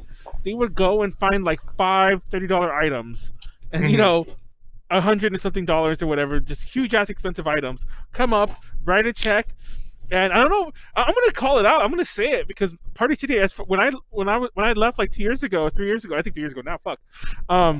They still hadn't changed it, and I know that there's no way that their fucking computers are still running XP and shit. But hey, XP was a good system. But still, it's 2020. Stop fucking running Windows XP. But they never like would check the checks. Especially like I think over $200. Like you were supposed to call it in, but even most employees wouldn't bother with that. There's like a call system you would do. So the checks would always go through. Now we were always told that we don't care about it because like the checks are insured if they bounce. But I'm like, it's still like people would write bad checks all the time. And like, and you can always tell because if it's a boomer writing a bad check, no offense to boomer. Well, actually, I'm being nice to boomers kind of this one time. If it's a boomer writing a check, it's probably good. That's just how they pay for things. But if it's like that's their way of paying for shit. Yeah, but if it's someone like us, like like under like definitely way under 40, like writing a check, it's like there's no way like you had to somehow get these checks because I've had people open like people I know like friends of mine open checking accounts and they don't give you checks anymore. I'm like, why do they still call it a checking account? But and they had to like order them. But anyways, and like I don't even know where my checks are. People probably writing bad checks in my name. I don't even know what the fuck they're at. But mine are all in my little. I have like a little safe, and I just keep the checks in there just in case I like need one for some reason. Like I think when I signed up for my Wells Fargo account when I was like fucking 16 or whatever the fuck year, however old I was, they gave me a box of like a literal box of like 5 checkbooks, and I have used maybe 3 of those in my life, and they were all when I was younger. And I'm like, because back it was also a long time ago, and it's like I'm gonna mail away for this fucking catalog what the fuck I was getting. But yeah, people would steal so much shit. That was a long way to tell you that. They would buy it there, then they'd go return to another store, usually another store, so you wouldn't know, and they'd get cash back because we can't write them a check back, and they end up getting like $200 back. We would do or not we would do. We have oh, I just realized I have another somewhat sort of horror story too. Oh, but yeah, mine was really a horror story. Just talking about getting stuff for free, the amount of times people will eat their entire meal and then say they don't like it and want a refund is ridiculous. Okay. Here's the thing: if you eat your food, we're not taking it off the bill. Hold on. I gotta tell this story real fast because I haven't told any about Subway. I never get a chance to talk about Subway. It's always Party City. Real fast. When I worked at Subway, we've got that all the time too. But there was one time a customer asked for like no olives on their sandwich, and I didn't make it, but I was kind of in charge. I was like a pseudo. They had no managerial system, but I was like the manager on duty, so to speak. Like I worked there longest. Yes. No. And shut up! I keep reading the thing. Anyway, I'm really hungry. I'm sorry. What's you writing? Oh, that's Nestor. Anyways, yeah, I can hear it too. But so anyways, somebody made him the sandwich, and he comes up to me like, I want to talk to a manager. Like, they put olives on my sandwich, and I didn't want olives. First of all, you can fucking pick out the olives, but whatever. That's a valid excuse. But the whole that's not the point. I ordered it without any olives. I don't want. To be fair, that would be me. I'm like, the olive juice touched my sandwich. I'd complain too. But the whole time he's yelling at me because he wants his money back, or he wants his money back. He's sitting there eating the sandwich as he's complaining about it. He's all like, I didn't want olives, but I want my money back. And he's like, he knows we're gonna take it back because that's our thing. It's like, oh, give the sandwich, we'll make you new one, I'll give you money back. So he knows it's going to happen. So he's like trying to eat as much of it as he can before we try to take it back. And I'm like, what the fuck? And we're just laughing. Like, mind you, like I was literally like 17 at the time. And I was like the oldest person in the store, I think. So I'm laughing at this guy. We're all laughing at him. Like, how are you going to ask for your money back and you're eating it in front of us? Like, just straight up. He's like, well, you should still help the customer. The customer, he didn't say the customer's always right, but some variant of that. He's like, you should always be there to help the customer. And literally, by the time we're gonna just like, fuck it, we'll make you a sandwich. I don't really fucking care. It's not my bread. He's eaten all but like half. It was a foot long. He'd eaten all but half of a 6-inch, and I'm like, what the fuck? Just in front of me, and that was like, imagine someone did it to you, Molly. I don't like my food. I'm just still eating their burger. Like, I don't like it. Oh yeah, we had someone that said they didn't like their food and then asked for it to be boxed up to be taken home, and then they got mad when we charged them for it. Why? Yep. That's some bullshit. For the record, at Subway, what typically would happen if we fucked up on an order, usually they would just open it and they would tell, or they'd take a bite out of it and then show us, which is normal, then we take it back. Usually, like, especially if they hadn't bitten it, but even if they had, we just cut that part off or maybe eat it, we don't care. One of us would usually take it home or eat it. It wasn't me, because for those who don't know, I eat everything plain, so I never did this. But, like, all the other employees would always get tons of free sandwiches because of this. And I know for a fact at least one time, one employee in one Subway purposely screwed one up so he could eat that sandwich. That's actually why they don't allow us, like, made wrong. Yeah. Not allowed to, because they don't want people to start doing that, basically. Yeah. To be fair, that's the only time I ever saw it or knew of it, but once again, I was like 17 and I kind of just lolled with him and yeah. This is as bad as a time where I went to McDonald's and I ordered chicken nuggets. I opened the little chicken nugget thing in my car and it was a patty. Oh, that was the best one! I remember you showed me that picture! I said you sent it to the chat. That was a fucking meme! That looked like a meme! It was a fucking meme. It was like, yeah, I was like, what do I do here? Like, it was a patty! I mean, obviously I went back, but like, ordered the 6-piece chicken nugget, and it was opened it, and it was just a burger patty. Actually, no, it was a sausage patty. Like it was a sausage patty by itself. They don't even sell those during. I was so confused too. Like, how does he? I was like, what do I do? I was like, what do I do? So I just went back and I was like, I got this, and then it was like, oh no, I was like, we'll fix it. So they fixed it, and like, you can keep it if you want. I'm like, okay. So then I added it to my burger, and I was like, all right. Sausage patty with it. Because I got a burger with it too, so I was just like, all right, added it to the burger, and was like, sausage patty on it now. I was like, all right, cool. That's so weird that they. I remember that happening.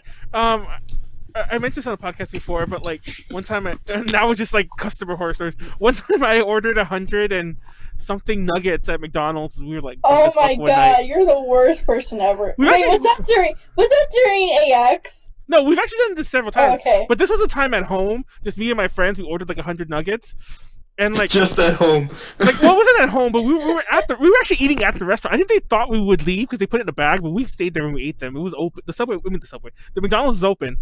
But when we had ordered the nuggets, I opened one and I'm like, this looks odd. So I counted them, and none of them had 10 because there was like 10 or 12 boxes of 10. None of them had 10. Person. Like all of them had no more than 9, but a couple of them had 8, and I was like, "What the fuck?" And I was so mad. Like I was drunk as fuck too, mind you. But I was so mad. I'm like, and like I will admit I was that customer, and I was also drunk, so that's why I didn't call the cops on me. But I was like, I went out to the manager, like none of these have 10, and I was like, look at them, none of them have 10. We just sat down right now, and like none of them have 10. And fun fact, they ended up giving it to us, and they took some off and gave us money back. And then I complained to corporate like through email, and then they gave me like and they gave me like a $50 gift card like in the mail. So I ended up getting a crap ton from that one mistake. Because to this day, I've actually asked a friend of mine over at McDonald's. He legit told me that they probably just did it that they have to make them in certain numbers, like in quantities of X amount. Like, and they probably had just enough to make like 107, and they didn't want to like counting what they already had, and they didn't want to make another 40 to only give us like 13 more, whatever the fuck the numbers are, and so that they probably just they did that, and I'm like, that's not my fault. What the fuck? But I don't know. Yeah, fun fact: I one time waited at a McDonald's drive-thru for 25 minutes. Because the car in front of me was a friend of one of the people that working at the drive-thru, and they were just talking. Oh, and I was like, "Can you fucking stop?" Like, I got out of my car and I went up to the window. I was like, "Can you guys stop?" And then they finally they gave me my stuff, and corporate gave me a $50 gift card, and I didn't see that person there ever again. It was fun. But low-key, I kind of hate that. Like, I don't even do that. If I see someone, I'm like, oh, hey! You, like, make it quick and everything. Like, try not to make sure it doesn't take up, like, my work time. I'm not gonna lie. I talk like all fuck if I'm like with my other employees. I mentioned this before. For those who don't know, I like to keep like my lives kind of separate. Especially, not so much all of them, but especially work and like non-work. Like, I'll talk. I think that's good to do no matter what Like, job you have. I'll be friends with my coworkers at work. I'll never hang out with them outside of work. But at the same token, if my any other friends ever show up at work, well, I don't work at a retail place, but if something happened like that still, I'd be all like, "Hey, I'm not gonna talk to you here, though. Get the fuck out. Do what you want to do. I'll help you as much as I need to because of I work here." But yeah, that's mainly it. Yeah. No, this So person don't invade that this space.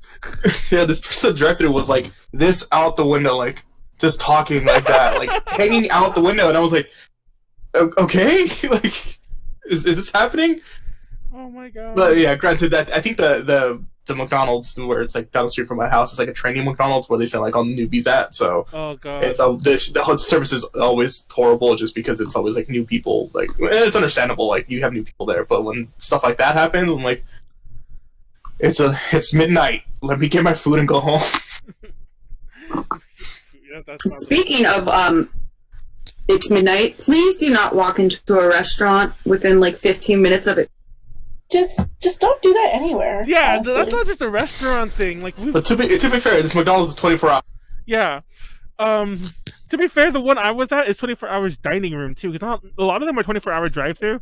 But the one that I had, we had these nuggets at midnight or 1 in the morning. The 100 whatever nuggets we got.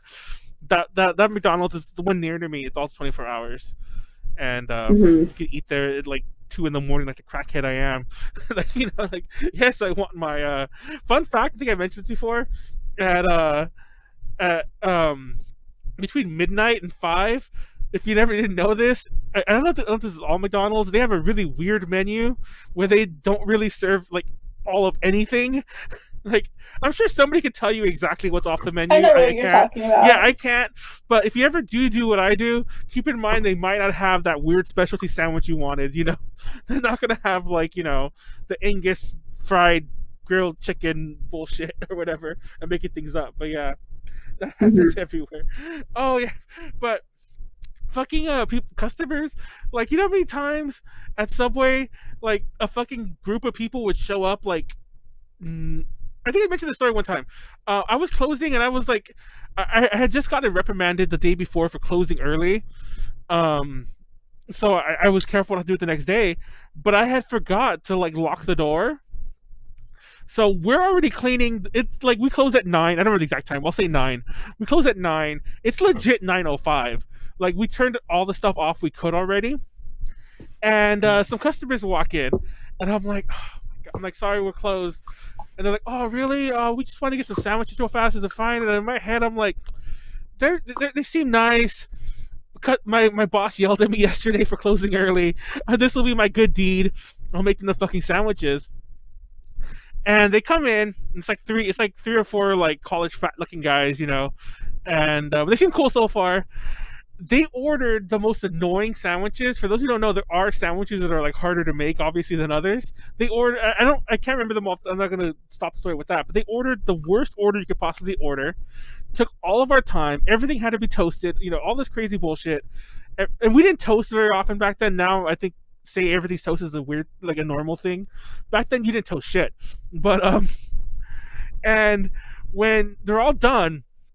And they're about to pay. These fuckers start moving all the tables, and mind you, we had already mopped and the other guy who's closing with me is already cleaning around me, and they'd already mopped and was putting some of the chairs up. They were putting tables together and putting chairs back down, and they're I'm like, what are you guys doing? It's oh, we're gonna eat, and I'm like, we're closed.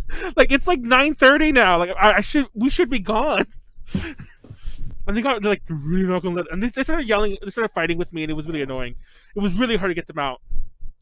They were refusing. I'm like, we're not about to let you fucking in here and make a huge ass mess, and then we leave at fucking 11 because of your ass.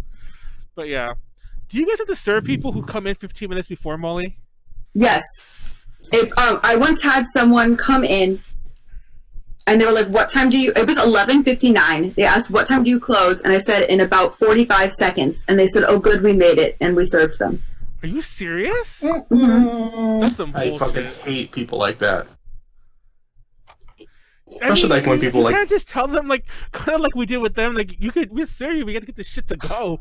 It's like you got like you're not sitting down. Mm-hmm. it's funny because like when we close, we have the gates that come down, and then it's like you can still see through the gate, like not a lot, but you can still see like the people that come in. We can close at 9. People come in. It's like 9:15, 9:20. They knock on the door on the glass and like, are you guys still open? Oh my like, god! Dude, really? You don't see the gates down? Like we didn't have gates, but there'd be times when like the lights are off, like a Party City or any store, but a Party City especially, when the lights are off, we're all outside the store. Like there's an abnormal amount of employees outside the store. It's Party City. It's not that many employees there to begin with, but we're all outside. We're all chit chatting. The lights are off. The door is like we can't probably tell the door's locked, but there's no indication that we're open.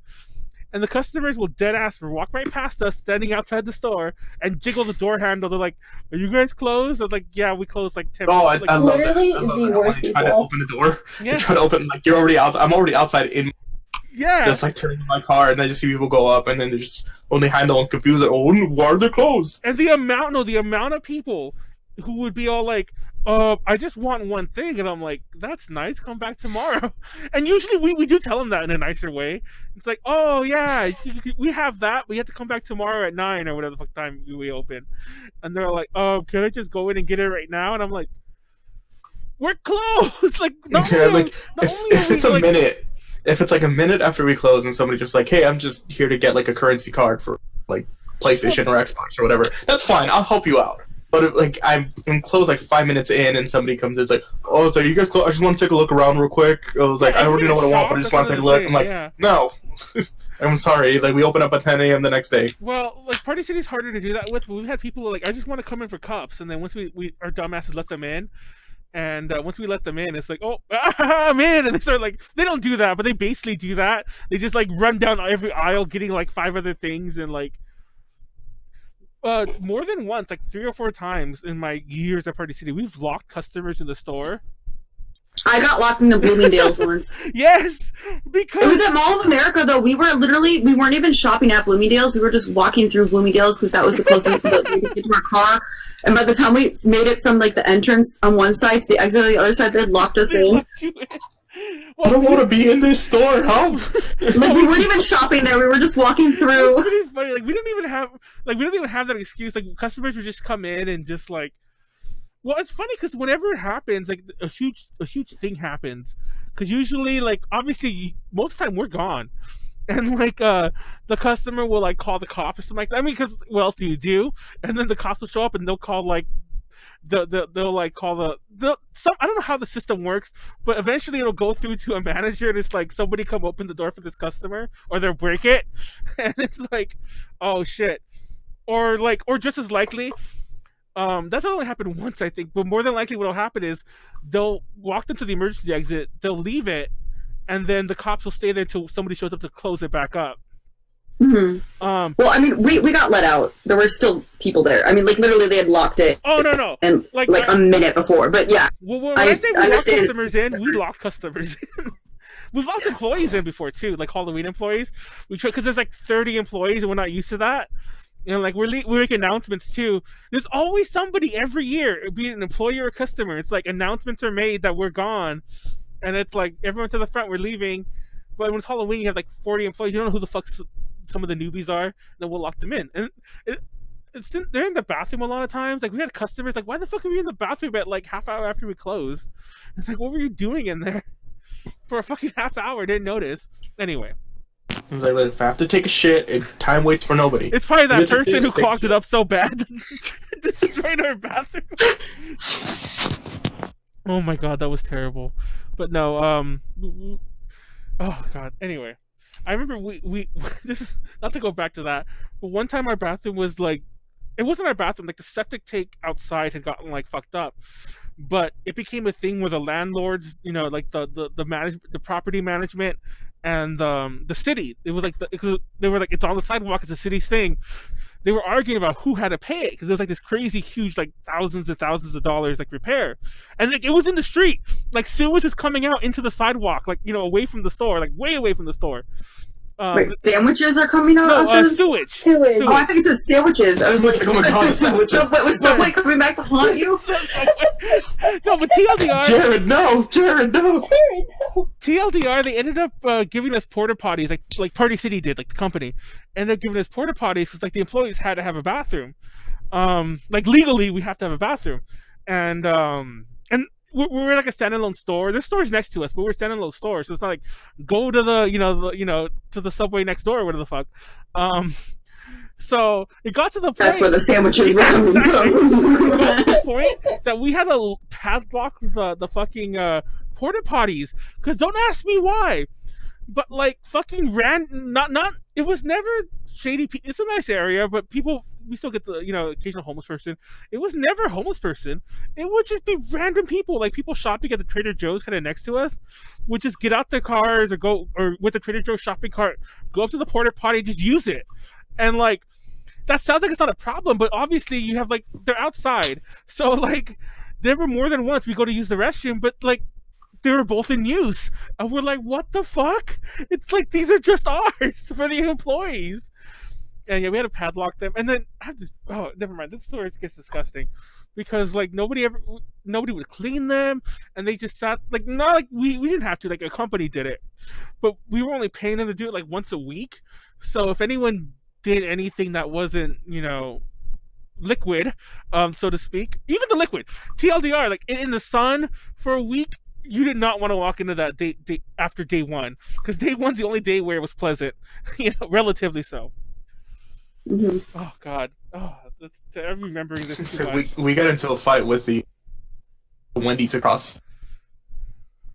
I say across the street. It's like in the complex down the parking lot, because we had a fire at our location where I'm at. Oh, the fire! Yeah. And, yeah. So we had a fire. So they obviously blocked because of garbage on those or on the opposite side, so you have to go completely down the complex, turn, and then go around to get to where the other garbage were. So that was blocked. So there's one dumpster in front of where our store's at, and mind you, there's no signage, there's nothing that says Wendy's use only. There's nothing like that. We were told by our building management, it's like, hey, you guys can use those in the time being. So we would throw our garbage there. We would throw the boxes, cardboard at the end of the night. Nobody really complained. Then all of a sudden, just one random Wendy's employee is just like, "Hey, those are ours. Like we pay for the garbage." Like, yeah, so does everybody in this complex. Yeah. I was like, everybody pays for the garbage. Besides, you guys don't have a sign that says specifically for Wendy's use only. We were told specifically by village management to throw trash here. No, it was like those are ours. Like you guys can't be throwing trash there. And then it was just like it kept becoming a thing where every time we would go, they would like watch us and then be like, "They're gonna shank you." It's like they're again, yeah. And then their manager came to our store and was like, "Oh, it's like so who like obviously like I don't want to be like mean, but a Hispanic lady, her English wasn't the best, so she's like, oh, who's throwing garbage? It was like we pay for that, so that's our thing." And I was like, so does everybody. If you have an issue, contact building management. Stop, then they'll contact our corporate and they'll tell us to stop. And then it became a back and forth type thing, and then it got to the point where we would throw it away and then just be out there, like they'd actually go out there and just watch us. And we're like, what? It's like, you guys have an issue, or like, does it bother you that much that we are throwing the garbage here, we're throwing the boxes where the recycling is supposed to be at, and we close everything back up and we leave. We don't dump anything, we don't leave trash on the floor, we don't do anything. And still have issues with it, and we're like, all right, cool. And we still do it to this day anyway. Like, even though it's already fixed, we still throw the garbage there because it's out of spite now. I'm just like, fuck you guys. We used to have a lot of garbage issues at Party City also. Like, it's just normal stuff. Like, people would dig through it, make a big mess. And we'd have tons of boxes sometimes, and like, people would come and get them, like, box people. Fun fact, I mentioned this in a post I made, personal post. When I was really young, and like, I was a poor little kid with like my family, we used to go and like cut up boxes, and like I never really thought about that until like kind of recently. Oh yeah, I did that when I was a kid. But because every so often like this other family would show up, and it kind of reminded me of that too. Like years ago, I'm like, oh look, it's just, like, it reminds me of that. Like it's a older guy with his 2 kids or whatever. But anyways, every so often, like the trash would get disgusting or whatever, and nobody would ever want to take out trash. Like it would always have to be a guy, because more than once we would have people who would like live not only in the trash can, that happened a couple times, but after a while they built a pretty nice enclosure around it, and then people would live inside the enclosure. Like more than once I'd open it up and I'm like throwing out the trash, and like the person would ignore me and I'd ignore them because like it's kind of awkward, like get the fuck out, I didn't know what to say. Guy's just there, like, but more often than not there'd be a guy in there, he'd have a box set up as a table, like he'd be like living in there, like I can't describe it any better. Like he had a setup in our trash like room, for lack of a better description. But yeah, I remember the day we had to stop where the girls were like, we're not taking the trash out anymore. One of the girl like manager people, she went out there to do it, and she threw a box in there, and somebody like was like, ow. And she's like, what the fuck? And she got so scared she just ran back, let the trash out there, just ran back to the store. She's like, somebody said ow in the trash, and I'm like, did you say sorry? And she's so mad. No, I went out there and there was a guy just in the trash, and I was just like, I'm gonna throw this away. He's like, that's fine. And he just went to the other side of the trash can. I'm not making this up. He just walked I did that once. There was somebody in the trash can when I threw the bag. And, mind you, the thing was wide open, so I just threw it there. I didn't even notice. And then it hit somebody, and I was like, oh, I'm sorry. Yeah. I was like, I didn't know you were in there. Yeah, I was like, I didn't know. Like, we don't usually have people in there. Oh, yeah, but he just moved to he stayed in. I don't think he was looking for anything. He just was chilling in the trap. Maybe he was, just very slowly. We just moved to the other side, like kind of shimmied over to the other side and threw the rest of the trash in, left, and he was still in there. He was gone. We took out the later trash. So I don't know. But anyway, I don't know. Any other horror stories? Let's talk about customers threatening us. Like, I mean, like with like physical or like some kind of weird ass threat. You have a really fun one that you should tell first to make sure we have time for it at the very least. Because yes, because this one's actually really recent. And you teased it like last Oh week. my god. Yeah, I teased Sorry. it last week. So, okay, what was I doing? Okay, no, so it's prom season right now. There's like a whole bunch of dresses out and everything, and you know, I'm just doing my thing, putting back dresses and everything, and all of a sudden this lady comes up behind me and she's like, what time do y'all close? I'm like, we close at 10, but the mall closes at 9. I didn't say that, but like, I just preface that the mall closes at 9. And it was about 9:30. And this lady's like, okay, well, what time, can I still get out through the mall? I'm like, unfortunately, ma'am, like, you know, it's closed, like, our managers already closed it up, we made announcements starting about an hour and a half ago, counting down like every 30 to 15 minutes we would make an announcement that, you know, we're going to close our mall doors. And she's like, well, I was in line during when y'all are making announcements. So I'm like, ma'am, first of all, what went through my head was like, you were in line for an hour and a half. I know. Is that what you're telling me? And so then I'm like, ma'am, like I said, I'm sorry, you have to go through out there. There's nothing much that I can do. But, you know, and then she just cuts me off. And she's like, you're telling me I have to go outside and it's dangerous out there? I want one of your security guards to lead me out to my car because this is ridiculous. Y'all should. Go on. And I'm like, and I told her, unfortunately, they have to stay, you know, here. They're not our mall security. They're our store security. If they leave, you know, there's nothing much they can do. They're more than happy to call mall security to come and escort you. And they're like, no, I don't want that. I want your store security to lead me out to my car. It's dangerous. I can get kidnapped. And when I get kidnapped, I'm gonna make sure that you pay and and make sure everyone knows it's your fault. And then she started going on rambling and everything, and then eventually she said, I want to talk to your manager. This is ridiculous. I'm gonna get kidnapped and it's all gonna be your fault. And I'm like, okay, whatever, manager. And so I did, and thankfully they haven't closed the upper doors because they just finished up closing the lower doors to the mall. So I told them, okay, y'all can, sorry about that. My manager just got finished closing up the lower doors, so they're just getting to the upper ones. Y'all are more than welcome to go out there. There'll be someone waiting for you to make sure you get out safely. And they're like, and I'm like, and they're like, fine, whatever. I can't believe y'all were making us do this and everything. And, you know, she's kind of left like ranting. I'm like, okay, well, I'm sorry. Have a good night. And she's like, whatever, I hope you get kidnapped. I hope you get kidnapped. That's like the strangest thing to wish on someone. That's a nice escalation from there. Kidnapped. Not me personally, but actually I have two things that kind of have to do with this. So, one, there have been multiple times where as a host, people get so mad that they have to wait to get to a table that they will throw their pager at us. Oh my god. I'm not gonna lie, I can imagine that. Not that I've ever done it or would do it, but I could totally imagine that. But go on. And then we've also had, there was one time I had this table, and it was two guys. There was like a younger guy and an older guy. And the manager came up and was like, hey, that younger guy, like, he's been here before. He walked out without paying. You need to make him pay before we'll start making his food. And I was like, okay, but, like, that's really awkward to, like, tell someone. First of all, if someone didn't pay before, why are we even letting him eat here? Exactly. They were like, just tell him that you're going on break and that you need them to, like, pay now before you go on break. Which has been really awkward because I wasn't going on break, so I was still there the entire time they were there.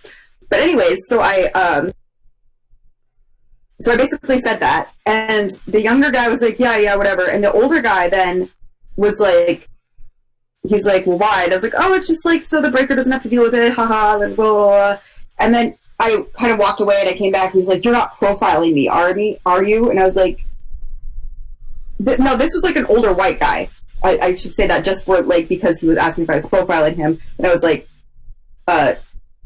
no. I mean, first of all, I wasn't. Maybe my managers were because he was with, like, someone that had walked out. But I honestly was just like, you know, it's like, whatever. I would have rather they just wait if we didn't want, or if we thought that they were going to walk out, that we just didn't serve them. But anyways, and so he was getting, like, progressively more angry, and he never threatened me or anything like that. But eventually, then at the end of the meal, he's like, hey, I just wanted to apologize for being, if I was like, if I came off like too strong, or if I was rude to you, you know, I just got out of prison and I was in there for 23 years. So I just feel like, I just, how did you know? And I was just like, because here's the thing. I have nothing against people that have been to prison, and I totally think that, like, you should be able to have, like, another chance, whatever. But if you're in for 23 years, you did something big. That's like attempted murder, or, like, you know. Yeah, that's like and I was like, murder. Like, you did something pretty bad. I was like, if he had gotten, like, super mad at me, like, what would have happened? And it was a very scary moment. He picks up one of those, like, steak knives, not steak knives, but the knives used to cut the bread, like they're like dull. They don't have a point, but they're like huge. Like, attack you with it. I mean, yeah, they're always pretty. They are usually pretty dulled, in all honesty, because we they just, like, get dull from you never using sharpen them. I mean, we do, but, like, there are a lot of times where we'll be cutting through the bread, and it'll just be like, dang, like, this is taking a lot of I won't name who. But I have a certain family member who I'm pretty sure stole a bunch from a Cheesecake Factory at some. Oh, I shouldn't have said that. But they stole one from that restaurant at some point, because I'm like, I forgot this was a recent, but it was like a couple years ago. Like, I was over there, and I'm like going through their stuff. Like, I was making something or making them. I don't know. It doesn't matter. But I was going through, like, their, like, cutlery drawer, and I'm like, I recognize these knives. These are, like, commercial, like, you know. I recognize these knives. No, because, like, you know the knife I'm talking about, right, Molly? They're pretty distinct. They're like big handled and everything. Yeah. They're really distinct. Like, you would not. They're serrated. Yeah, I'm not sure if you big can get serrated knives. Yeah, I'm not sure if you can get those at a retail location, like, to buy them. I'm sure you can, but I doubt that was the case. I'm like, I'm pretty sure that they stole these last time with the Cheesecake Factory. I'm like, they're like, ooh, these knives are big. I don't know how. Like, he would have had to go onto the line. I don't know. But anyway, moving on. I think the worst thing that I had happen to me, obviously besides there's two stories that I legit can't talk about. The one that was not so bad as that, had two guys. It was me and my coworker. This is at the first location that I worked at. They were pissed because we were closing, and the moment where we're just like, hey guys, like, sorry, like, we're closing in about like 2 minutes, and then they got all pissed off because they're like, oh, it's like, we just got here and you just want to kick us out. I was like, no, it's like, we just generally close, like, we close.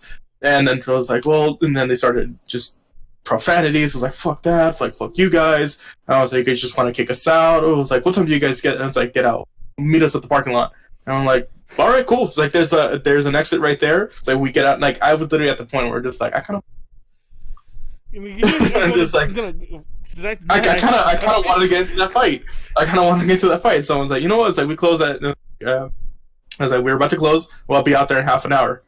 And sure enough, we go out there, nobody's there, and I'm like, oh my god. It's like, I kind of wanted to fight these guys. You're insane, just for that principle, being like, oh, it's like, fuck you guys, you just wanted to kick us out, you guys don't give a fuck, and I'm like, I don't. It's like, get out. Oh my god. But that's pretty much it. Isaiah mentions, going back to Molly's thing, but how it reminds him when like they hired somebody at his job that just got out of prison, and worked for about a week and then got fired because he threatened someone and fought them. That's insane. For the record, I don't know if we had when we hired for Halloween, I do know for a fact that like at Party City we'd always hire like a nice mix of people, not just to be fair, but also because we just took anyone at that point. But like usually we would actually like, you know, when you would mark that box, have you ever been convicted of a felony, yes or no? If we found someone who said yes, we'd hire at least one of them. You know, just to like you know, we'd hire somebody like literally, you know, across everything. But I don't know if it was because of that or what, but we would get a lot of like, how do I say this?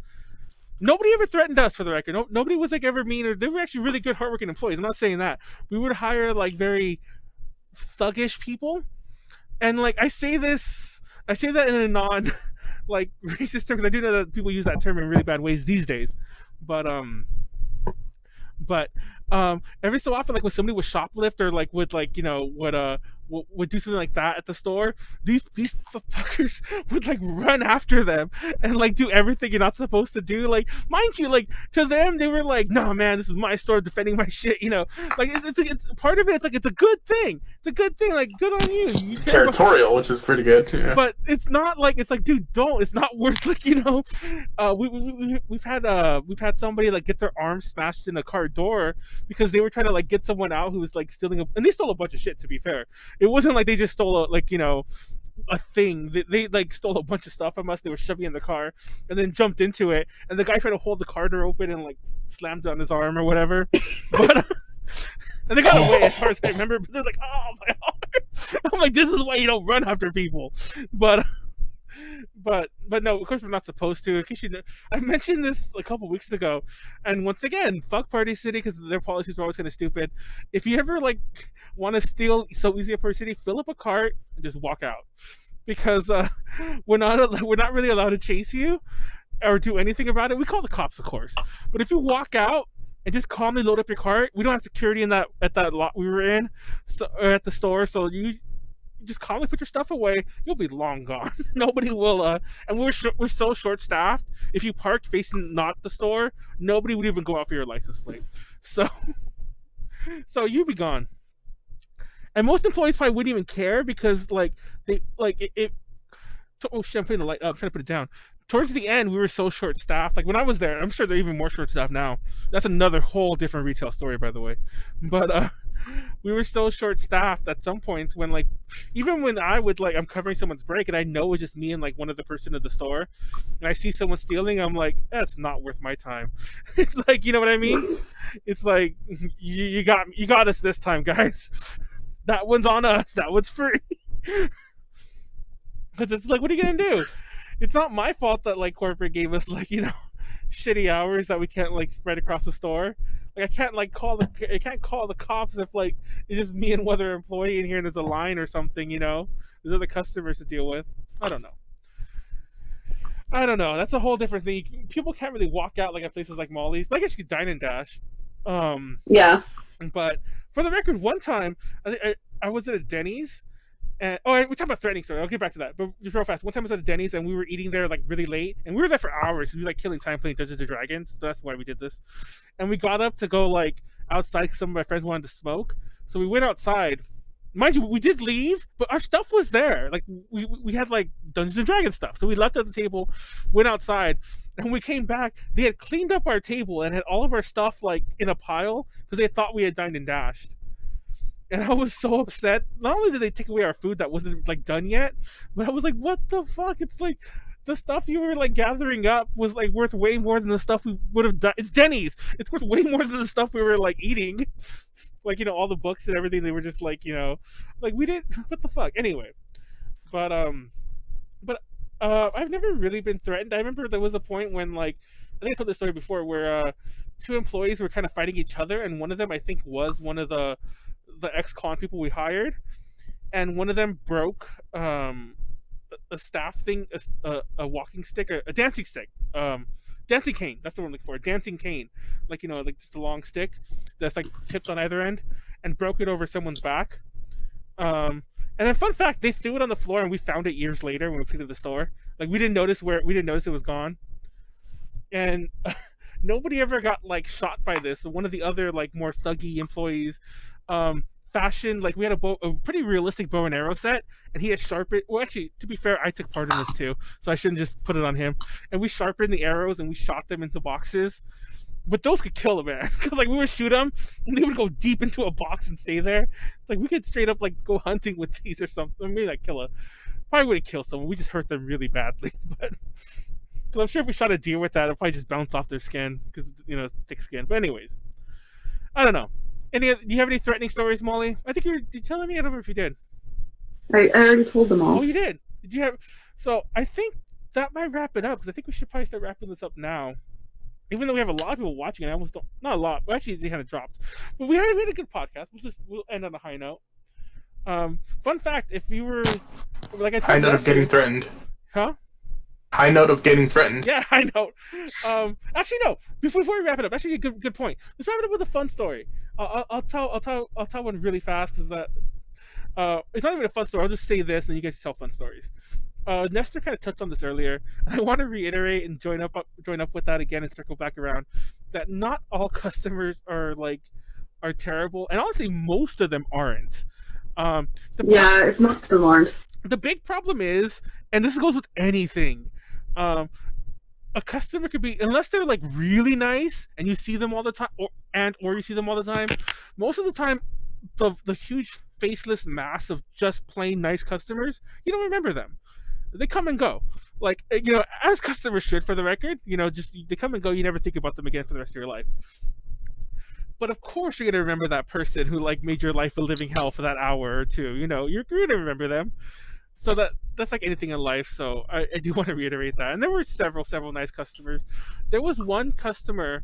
I'd say it was the same, but I'm telling the story anyway. There was one customer who she was making. I don't remember the exact specifics. I think this is right. I guess nobody can correct me if it's wrong because nobody would know here. But I think the customer was making a scrapbook for somebody in the hospital, and they were like taking pictures of like all the places they go to, and at one point I guess they came around to Party City, take a bunch of pictures of Party City. I'm like, no, I'm not gonna fault someone if they like Party City that much that they want to put in the scrapbook for like their friend, but I did recognize her. I don't remember who the heck she was talking about in the hospital, but she's like, "Oh, they know you because you're always here. Can I get a picture of you in front of the store?" And it was so awkward, but I got a pic. Somebody took my picture in front of the store, and they actually gave me a copy because she was saying like, "I promise this for a scrapbook. I'll even come back and give you a copy." And I'm like, I see her all the time. Like, I didn't really care even if she just gave me a copy, but she did come back and give it to me. I have it somewhere. I should find it.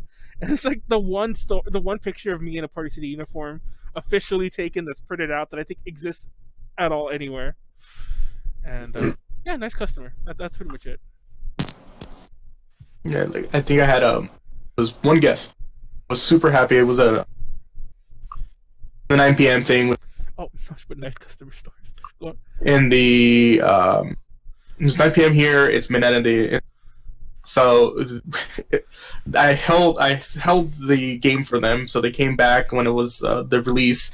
They were so grateful because it was like, "Oh, we're gonna go eat. We're gonna come back," and I was like, "That's fine." It was a little past like 9:15, so we usually just like, and it wasn't a big game. I can't remember what game it was, but it wasn't a huge game, so we were gonna stay for maybe for like 5 minutes extra. So we stayed there a little bit later. They were so grateful. They gave me their a little Caesars cheese, the cheesy garlic bread. Oh yeah. They, Oh, I love they just that. like, oh, it's like here, it's like you can have this, and it was a full thing, like Oh, I would untouched, fucking- and it was I would completely brand new, and I was like, pour that up. okay, cool, thank you. So I just rang them up for their game. They left and went home, and I ate cheesy garlic bread.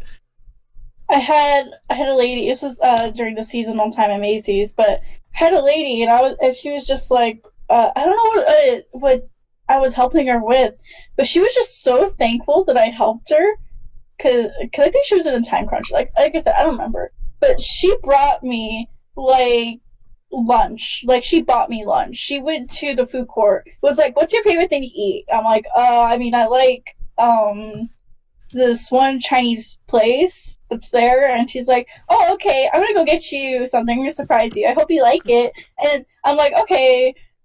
And I'm like, "Thanks." And then I was like, part of me was like, "Okay, she's definitely not gonna come back. I know she is." And she was just trying to be nice and everything. Wasn't expecting much. She comes back with like the large portion of like a fried rice, bourbon chicken, and sesame chicken, and with a large large soda. And I was like, holy shit, she actually delivered. That's And good. like she was so nice. Oh my god, I haven't seen her since, and it makes me feel bad because she apparently frequently shops there, and she works nearby, and I just haven't seen her, and it makes me sad because she was actually just very, very nice. She did, and then she bought a drink for my coworker that was checking out people next to me. Do you have a nice story? I'm sure you have lots of nice stories, Molly. Somebody probably gave you a gigantic tip one time. Anyone ever did you ever get one of those BuzzFeed worthy tips where somebody gave you like, $1 million? No, I mean Or, the largest percentage tip I've ever gotten was when I had like a stalker. Oh, that's creepy. Oh no! I think that's. Sorry. I told you about him, right? Yeah, you said about it. I think I vaguely. Yeah, so yeah, I had like a whatever. He actually found me at an anime convention once to apologize. I was like, this is still weird, please don't talk to me again. Yeah, not to jump back to the negative stuff, but just real fast. When I posted this topic, a friend of mine was all, Katie too, but a friend of Molly at least, a friend of mine commented on it like, oh, I've had this, and this happen. And she mentioned stalking, and I was like, I've had all those happen to me at one Subway, my very first job at a Subway. I actually had a stalker who stalked me outside of Subway. Like, they were just my stalker, but. When I started a new job at Subway, like, because I was doing something else. I think I was at the bookstore, and I went back to Subway for a very brief period, and she had called every Subway in the area until she found the one I worked at. Which, by the way, don't ever tell anyone. Like, if somebody calls asking if so and so works there, that. don't. You're not supposed to anyway.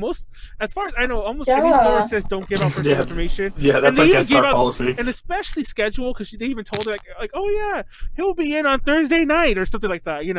So yeah, don't do that. Anyways, but yeah. My boomer coworkers do that all the time, and like I try to explain to them like, we live in a time where people want to do bad things. We should not be giving out information like that. And they're like, oh no, it's okay and everything. I'm like, oh my god, I hate boomers. So anyways, Molly, any good stories besides stalker ones? I once had a woman that said that I was like her daughter, and she gave me a hug. Not in a creepy way. Like, that's it cute. was very nice. Yeah, I mean, there's a lot of times where there'll be people that I'm like, oh, like I want to, like I want to be friends with this person, like, but then you just never see them again. Rip. They're just like, sit down and eat with us.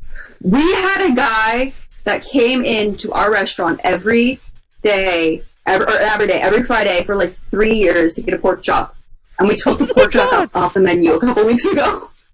Wait, that was really sad. How did he react? Well, it was like the last Friday before he came. He's like, "Guess this is my last pork chop." And we were like, "No, come on, it's so bad." That's so sad. I'm laughing over like 5 things, by the way. One thing I'm laughing about, I'll mention the thing that's related to what you just said. I was thinking about those misheard lyrics of like Last Resort. Like, what is it? Cut my steak in 2 pieces. This is my last pork chop. It just reminded me of that. Like, anyway, sorry. Oh my god. I have like a semi-stalker-ish story, I guess. Real fast, I want everyone to know that apparently, why did nobody say this? Apparently, the entire time we've had this segment, it said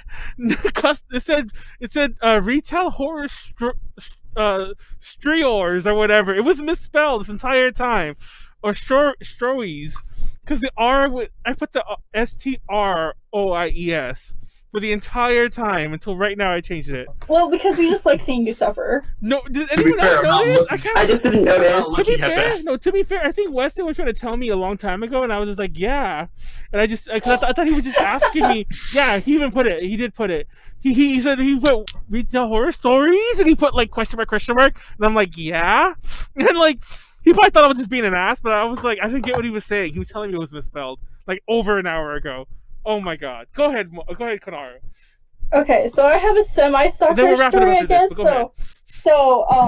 is y'all are gonna be rolling about this because it's actually kind of funny. I'm so laughing. So about a couple of days before I went off to Japan, like back in January, I was working in the department that I was gonna be permanently working in after I get back.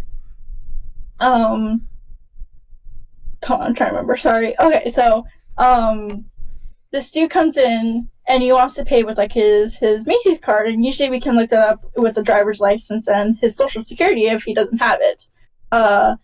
And so I asked if he wanted to use it, and he said yeah, but I don't have it. I'm like, oh, that's pretty easy. Okay, we just need your license and it's got your social on the security pad, usual stuff. And then to make sure, like, you know, for security reasons, like, make sure it's the correct person who's using that card. Like, you know, you don't want some random ass person to be using it. We always check the name and the address. Well, his address didn't match up with his ID.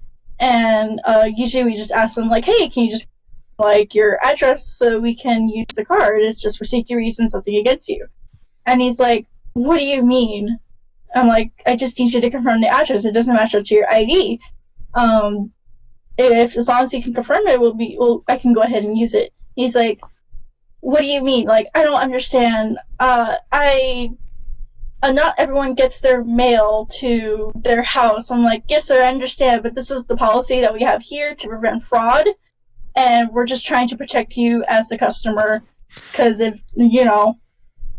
And then he's like, I can't believe I had to do this. Do you know, my whole credit line can pay for your paycheck, like the whole, like your whole paycheck. And I'm like, okay, can you just confirm the address? And then he finally confirmed it, and he's just like, well, I can't believe this. No one has never asked me this here before. I go here all the time, and blah blah blah. And he just goes on like saying like, I can pay your whole student loan and whatever debt. I can pay it off with just one card of mine. I'm like, okay, please do. Yes, like, exactly. Honestly, like, please do. And then like eventually he just went off, and I checked him out. Everything was fine after that, and he sticked around for like a little bit to watch me check out the other people. Like, just staring down at me, like, he wanted to, like, I feel like he wanted to murder me at some point, like, and everything. And I went through the same exact process with someone, like, had the next person, like, saying, oh, like, can you confirm your address? And they confirmed it, like, nicely and everything. They had no issue with it. And the next person was even like, oh, I'm so thankful that y'all check it, because I had an issue where someone actually used my card and no one checked the address and everything. And boy, he looked like he was steaming when he heard that. And then like next thing I know, I look up and he's gone. I'm like, okay, whatever. So fast forward, I come back about a couple of weeks later. I'm going for my first day at at the department I'm going to be working at permanently. And my manager comes up to me and she's like, oh, welcome back. And I told her about the dude before I left, so that they know, like, hey, there's like a belligerent customer who says, like, you know, he frequents here often, just be careful. And he's like, hey, remember that dude that came by who was, like, giving you hell about the address?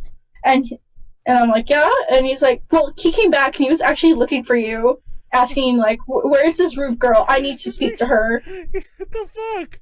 Is he gonna, like, did he come back with, like, a knife? What? No, he came back with his wife and kids, and... Oh, my God. No, he came back with a wife. It's even worse. What was he gonna do? I don't know.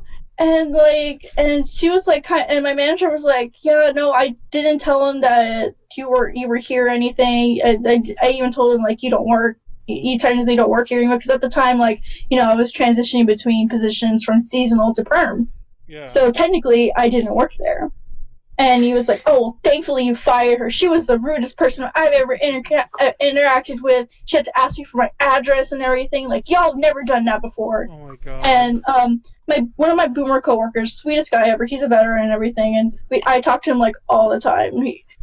He's like, "Oh, well, I'm sorry about that and everything." Like, he was telling me, like, yeah, he was just like being really belligerent. And the thing that like just kind of broke my heart is that they told me that like his wife and kids looked really scared. Like, they did not speak the whole time. And like, I'm just like, oh my god, no. It just makes me feel really bad, because like, who knows what's going on, like, with...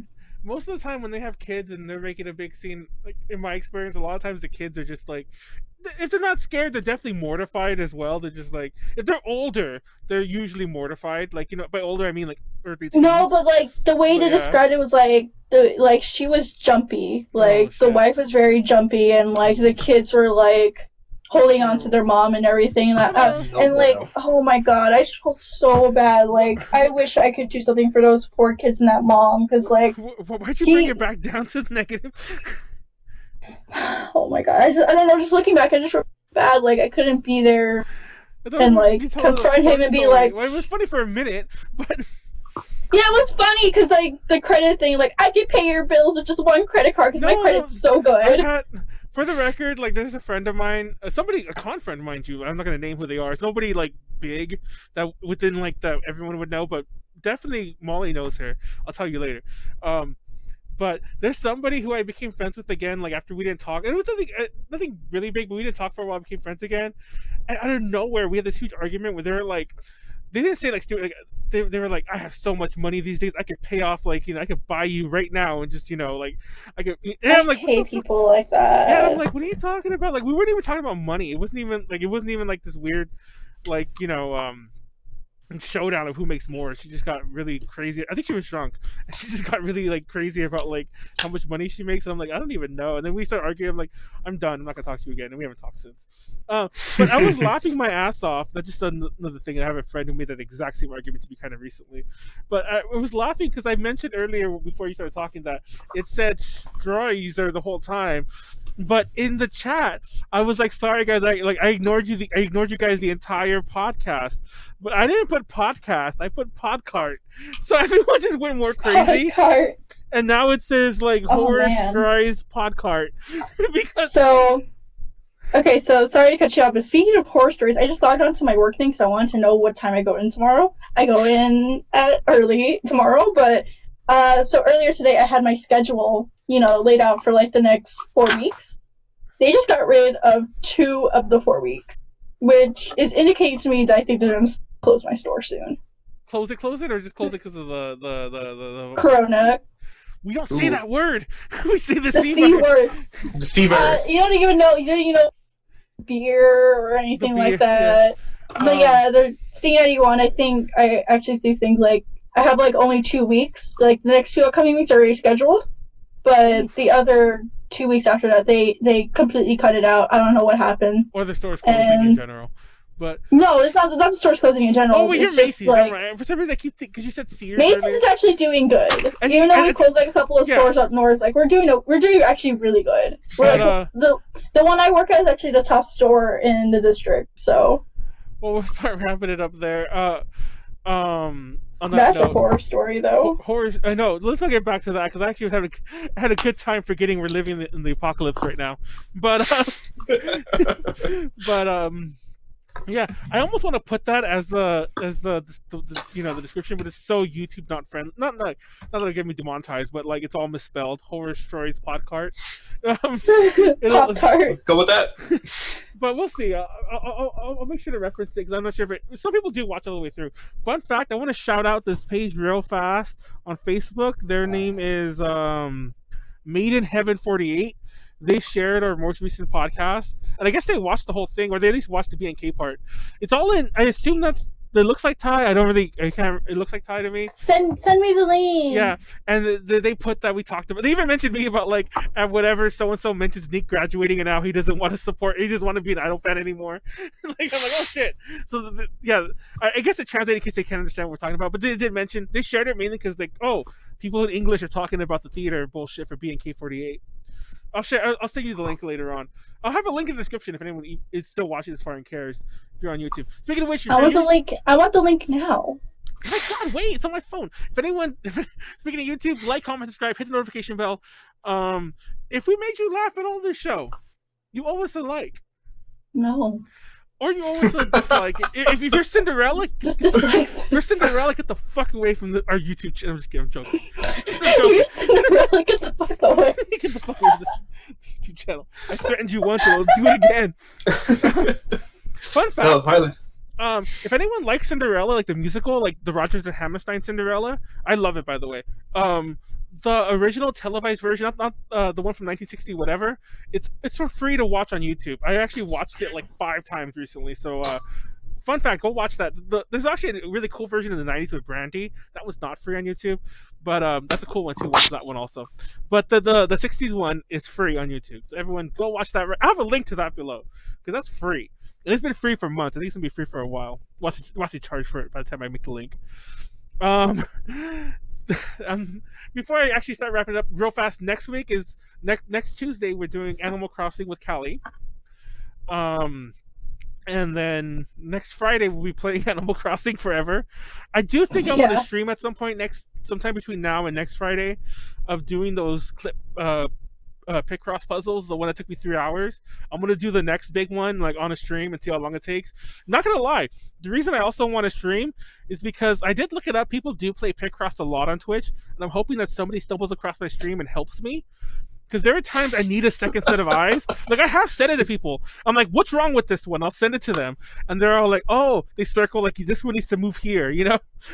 And so yeah, I will do that. I'm hoping that somebody will help me, and I don't just stare at the thing for like 20 minutes on one puzzle like I mentioned earlier. And hopefully the weekend after that it will be furries with Max and/or Ren, and yeah, that's kind of our schedule for now. And hopefully the world is still in the state that we could do podcasts beyond that, and we'll have a. What was that? That was a huge like gulp. Who like died? I don't know. Maybe the microphone picked up a lot. Did you gulp? No. Oh, anyway. Every so often, Konaru does, like, you can't tell because the camera's not on, but every so often, like, Konaru will just be absentmindedly playing with her mic, and it's like Konaru, we can hear that. I know, it's just a bad habit of mine. Yeah. I'm so sorry, but that's why I got headphones now, like actual headphones. So I don't have to. I use like those little. Yeah, like the stringy ones with like the earbuds. No, I don't use earbuds anymore. I have to have the headset, or else I'm just gonna like just play with it. Yeah, you've done that many times. Yeah. Like usually I kind of tune it out, and I'm like, it just dawns. I'm like, what does that sound like? Konaru, stop! You know, I made it sound like I'm yelling at like a dog or like that. Sorry, I didn't mean like that.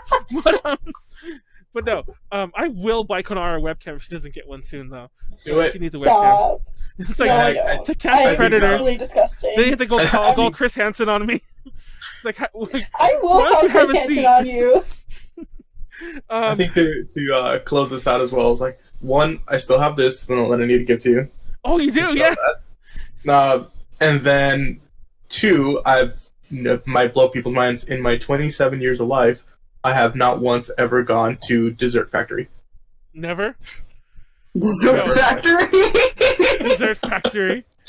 Not once have I ever gone there. No, fun fact, I'm actually going to one, unless it's canceled, because like I don't know if the families don't want to get together in such huge numbers tomorrow. Because my family is like legit acting so stupid about the virus. Like half of them are boomers, so but so tomorrow it's we're actually going to the Cheesecake Factory in gosh, I don't even know where, but it's like it's one that's actually kind of far out. Like it's not the one that Molly works at. It's not the one that any of the ones I usually go to. But yeah, I'm going because I just want their bread. I'm gonna straight up be like, I only want sourdough. someone from X store, I'll name the location then. Somebody from that store said I could ask just for sourdoughs. Okay, Molly. Oh my god! Of course you can't. You gotta name drop her too. You guys Please do not say that. I'm going. I'm joking. I'm joking. I'm not gonna be that bad. I'm just saying. I am gonna ask for just sourdough if we go, because for all I know, the family's gonna be like, we're not going after all, because we're all gonna die. But by the way, speaking of which, I make light of it, not because I think you shouldn't worry, but as we said at the very beginning, worry, but don't panic, and live your life. It's like Dr. Mike on YouTube. Do you know who Dr. Mike is? No, I don't. Okay, so Dr. Mike is on YouTube. He's a very attractive doctor. Oh God, of course that's He's actually a doctor, and he says, "Be alert, not anxious." Exactly.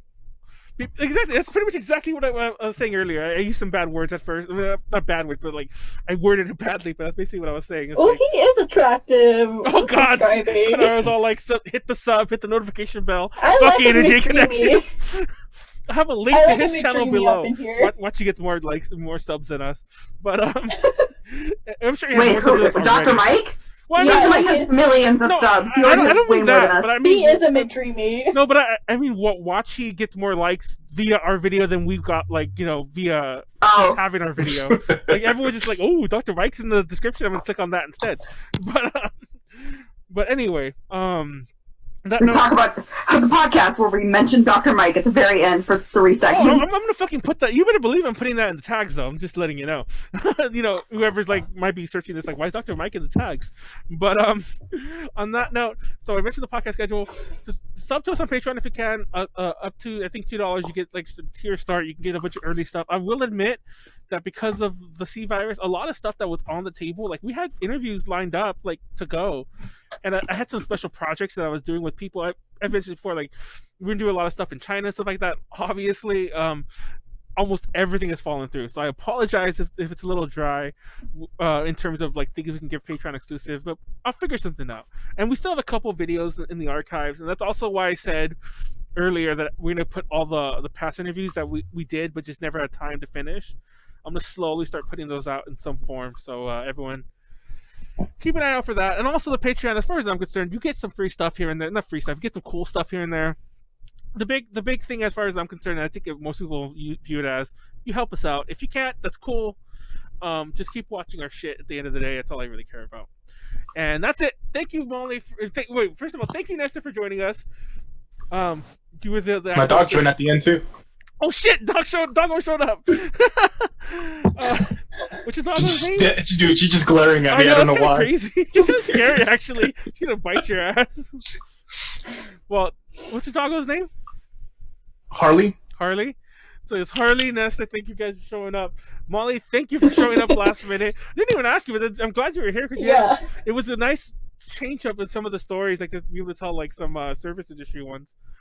And you also got to inform me about the sourdough bread thing, which, oh shit, I'm sorry. If anyone's in the chat, I can't read the chat. I just realized I closed it to open up Dr. Mike's thing. Sorry. Oh, that's why she showed up.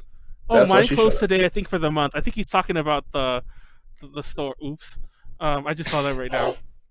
Isaiah's places are closing for the month. We'll see what happens. Hopefully we're all still around and when our schedule comes back to scheduling new podcasts. But yeah, those are our podcast schedules for the next 2 weeks. That's it. Thank you for watching. If you're on YouTube, like, comment, subscribe. If you're here on Twitch, do something. We still don't have a partnership, so you can't sub. But watch us again when we go live, because we'll do some more gaming stuff. Peace. See you guys later. Good night. Bye. Bye. And thanks everyone in the chat for making it kind of funny here and there. Bye. Bye.